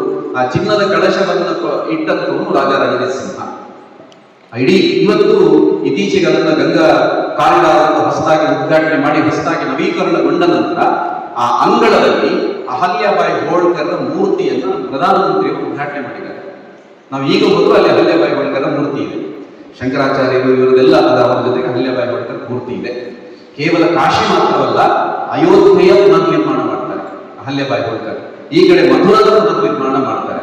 ಎಲ್ಲಿವರೆಗೆ ಅಂದ್ರೆ ಶ್ರೀನಗರದಿಂದ ಹಿಡಿದು ಕೆಳಗಿನ ರಾಮೇಶ್ವರದ ತನಕ, ಗುಜರಾತ್ನಿಂದ ಹಿಡಿದು ಆ ಪುರಿಯ ತನಕ ಎಲ್ಲ ಅಸಂಖ್ಯ ನೇಪಾಳದಲ್ಲಿರುವಂತಹ ದೇವಸ್ಥಾನಗಳು 100ಕ್ಕೂ ಹೆಚ್ಚು. ನೀವು ನಂತರ ಬೇಕಾದ್ರೆ ನೋಡಿ, ChatGPT ಲೆಕ್ಕ ಹಾಕಿ ಅಹಲ್ಯಾಬಾಯಿ ಹೋಳ್ಕರ್ ಮತ್ತೆ ಜೀವ ಕೊಟ್ಟಂತ ದೇವಸ್ಥಾನಗಳ ಸಂಖ್ಯೆ ಎಷ್ಟು ಅಂತ ಕೇಳಿದ್ರೆ ಅದು ಹೇಳುತ್ತೆ ನನ್ಗೆ ಗೊತ್ತಿಲ್ಲ ಅಂತ. ಅಸಂಖ್ಯ ದೇವಸ್ಥಾನಗಳು, 100 ದೇವಸ್ಥಾನಗಳು ಅಂತ ಹೇಳ್ತದೆ. ಆ ಎಲ್ಲ ದೇವಸ್ಥಾನಗಳಿಗೆ ಮರುಜೀವ ಕೊಟ್ಟಿದ್ದು ಮಾತ್ರವಲ್ಲದೆ, ಅಲ್ಲಿ ಗಂಗಾ ನದಿ ಇದೆ ಅವರ ರಾಜ್ಯದಲ್ಲಿ. ಆ ಗಂಗಾ ನದಿಯ ನೀರನ್ನ ನಮ್ಮ ಇಲ್ಲಿ ಕರ್ನಾಟಕ, ಕೇರಳ, ಆಂಧ್ರದ, ತಮಿಳುನಾಡಿನ ದೇವಸ್ಥಾನಗಳಿಗೆ ಅಭಿಷೇಕಕ್ಕೆ ಅಲ್ಲಿಂದ ಕಳಿಸ್ತಾ ಇದೆ. ಅರ್ಥ ಮಾಡ್ಕೊಳ್ಳಿ. ಆ ಸಂದರ್ಭದಲ್ಲಿಯೇ 300 ವರ್ಷದ ಹಿಂದೆ 100 ಕೋಟಿ ರೂಪಾಯಿಗಳ ವೆಚ್ಚವನ್ನು ಕೇವಲ ದೇವಸ್ಥಾನಗಳ ಕಾರ್ಯಕ್ಕೋಸ್ಕರ ಅಹಲ್ಯಾಬಾಯಿ ಅದನ್ನು ವಿನಿಯೋಗ ಮಾಡ್ತಾರೆ. ಇವತ್ತದು ಅದೆಷ್ಟೋ ಲಕ್ಷ ಕೋಟಿಗಳ ಮೊತ್ತ ಆಗಬಹುದು. ಒಂದು ದೃಷ್ಟಿಯಿಂದ ನೋಡಿದಾಗ ಅಹಲ್ಯಾಬಾಯಿ ಹೋಳ್ಕರ್ ಅಂತಂದ್ರೆ ಅದೊಂದು ಪರಿಪೂರ್ಣವಾದಂತಹ ವ್ಯಕ್ತಿತ್ವ ಅನಿಸೋದಿಲ್ಲ ನಮಗೆ? ಇದು ಯಾಕೆ ಅಂತಂದ್ರೆ ಮತ್ತೆ ಹೇಳೋದು, ಮೊನ್ನೆ ಶಿವಾಜಿ ಕತೆ ಹೇಳುವಾಗಲೂ ಹೇಳಿದೆ, ಎಲ್ಲ ದೃಷ್ಟಿಯಿಂದ ಪರಿಪೂರ್ಣವಾಗಿ ಆಡಳಿತ ನಡೆಸುವವರು ಹೇಗಿರಬೇಕು ಅಂದ್ರೆ ಅವರಿಗೆ ಎಲ್ಲ ರೀತಿಯ ದೃಷ್ಟಿಗಳು ಇರಬೇಕು. ಅದನ್ನು ನಾವು ಅಹಲ್ಯಾಬಾಯಿ ಹೋಳ್ಕರ್ ಅನ್ನು ಕೇಳ್ತೀವಿ. ನಾವು ಯಾವಾಗ ಮಹಾಪುರುಷರು ಅಂತ ಹೇಳಿದಾಗ ಶಿವಾಜಿ, ರಾಣಾ ಪ್ರತಾಪ ಅಂತ ಹೇಳಿ ನಂತರದ ಇವರನ್ನೆಲ್ಲ ಭಗತ್ ಸಿಂಗ್, ಸುಖದೇವ್, ಸುಭಾಷ್ ಚಂದ್ರ ಬೋಸ್ ಇವರೆಲ್ಲ ಹೇಳ್ತೀವಿ. ಅವರೆಲ್ಲರನ್ನು ಹೇಳುವುದರ ಜೊತೆಗೆ ಅಗತ್ಯವಾಗಿ ಅಬ್ಬಕ್ಕ ಮತ್ತು ಅಹಲ್ಯಾಬಾಯಿ ಹೋಳ್ಕರ್ ಇವರ ಹೆಸರನ್ನು ಹೇಳಬೇಕು. ಹೇಳುವುದು ಮಾತ್ರವಲ್ಲ, ಹೇಳಲೇಬೇಕು. ನಮಸ್ಕಾರ.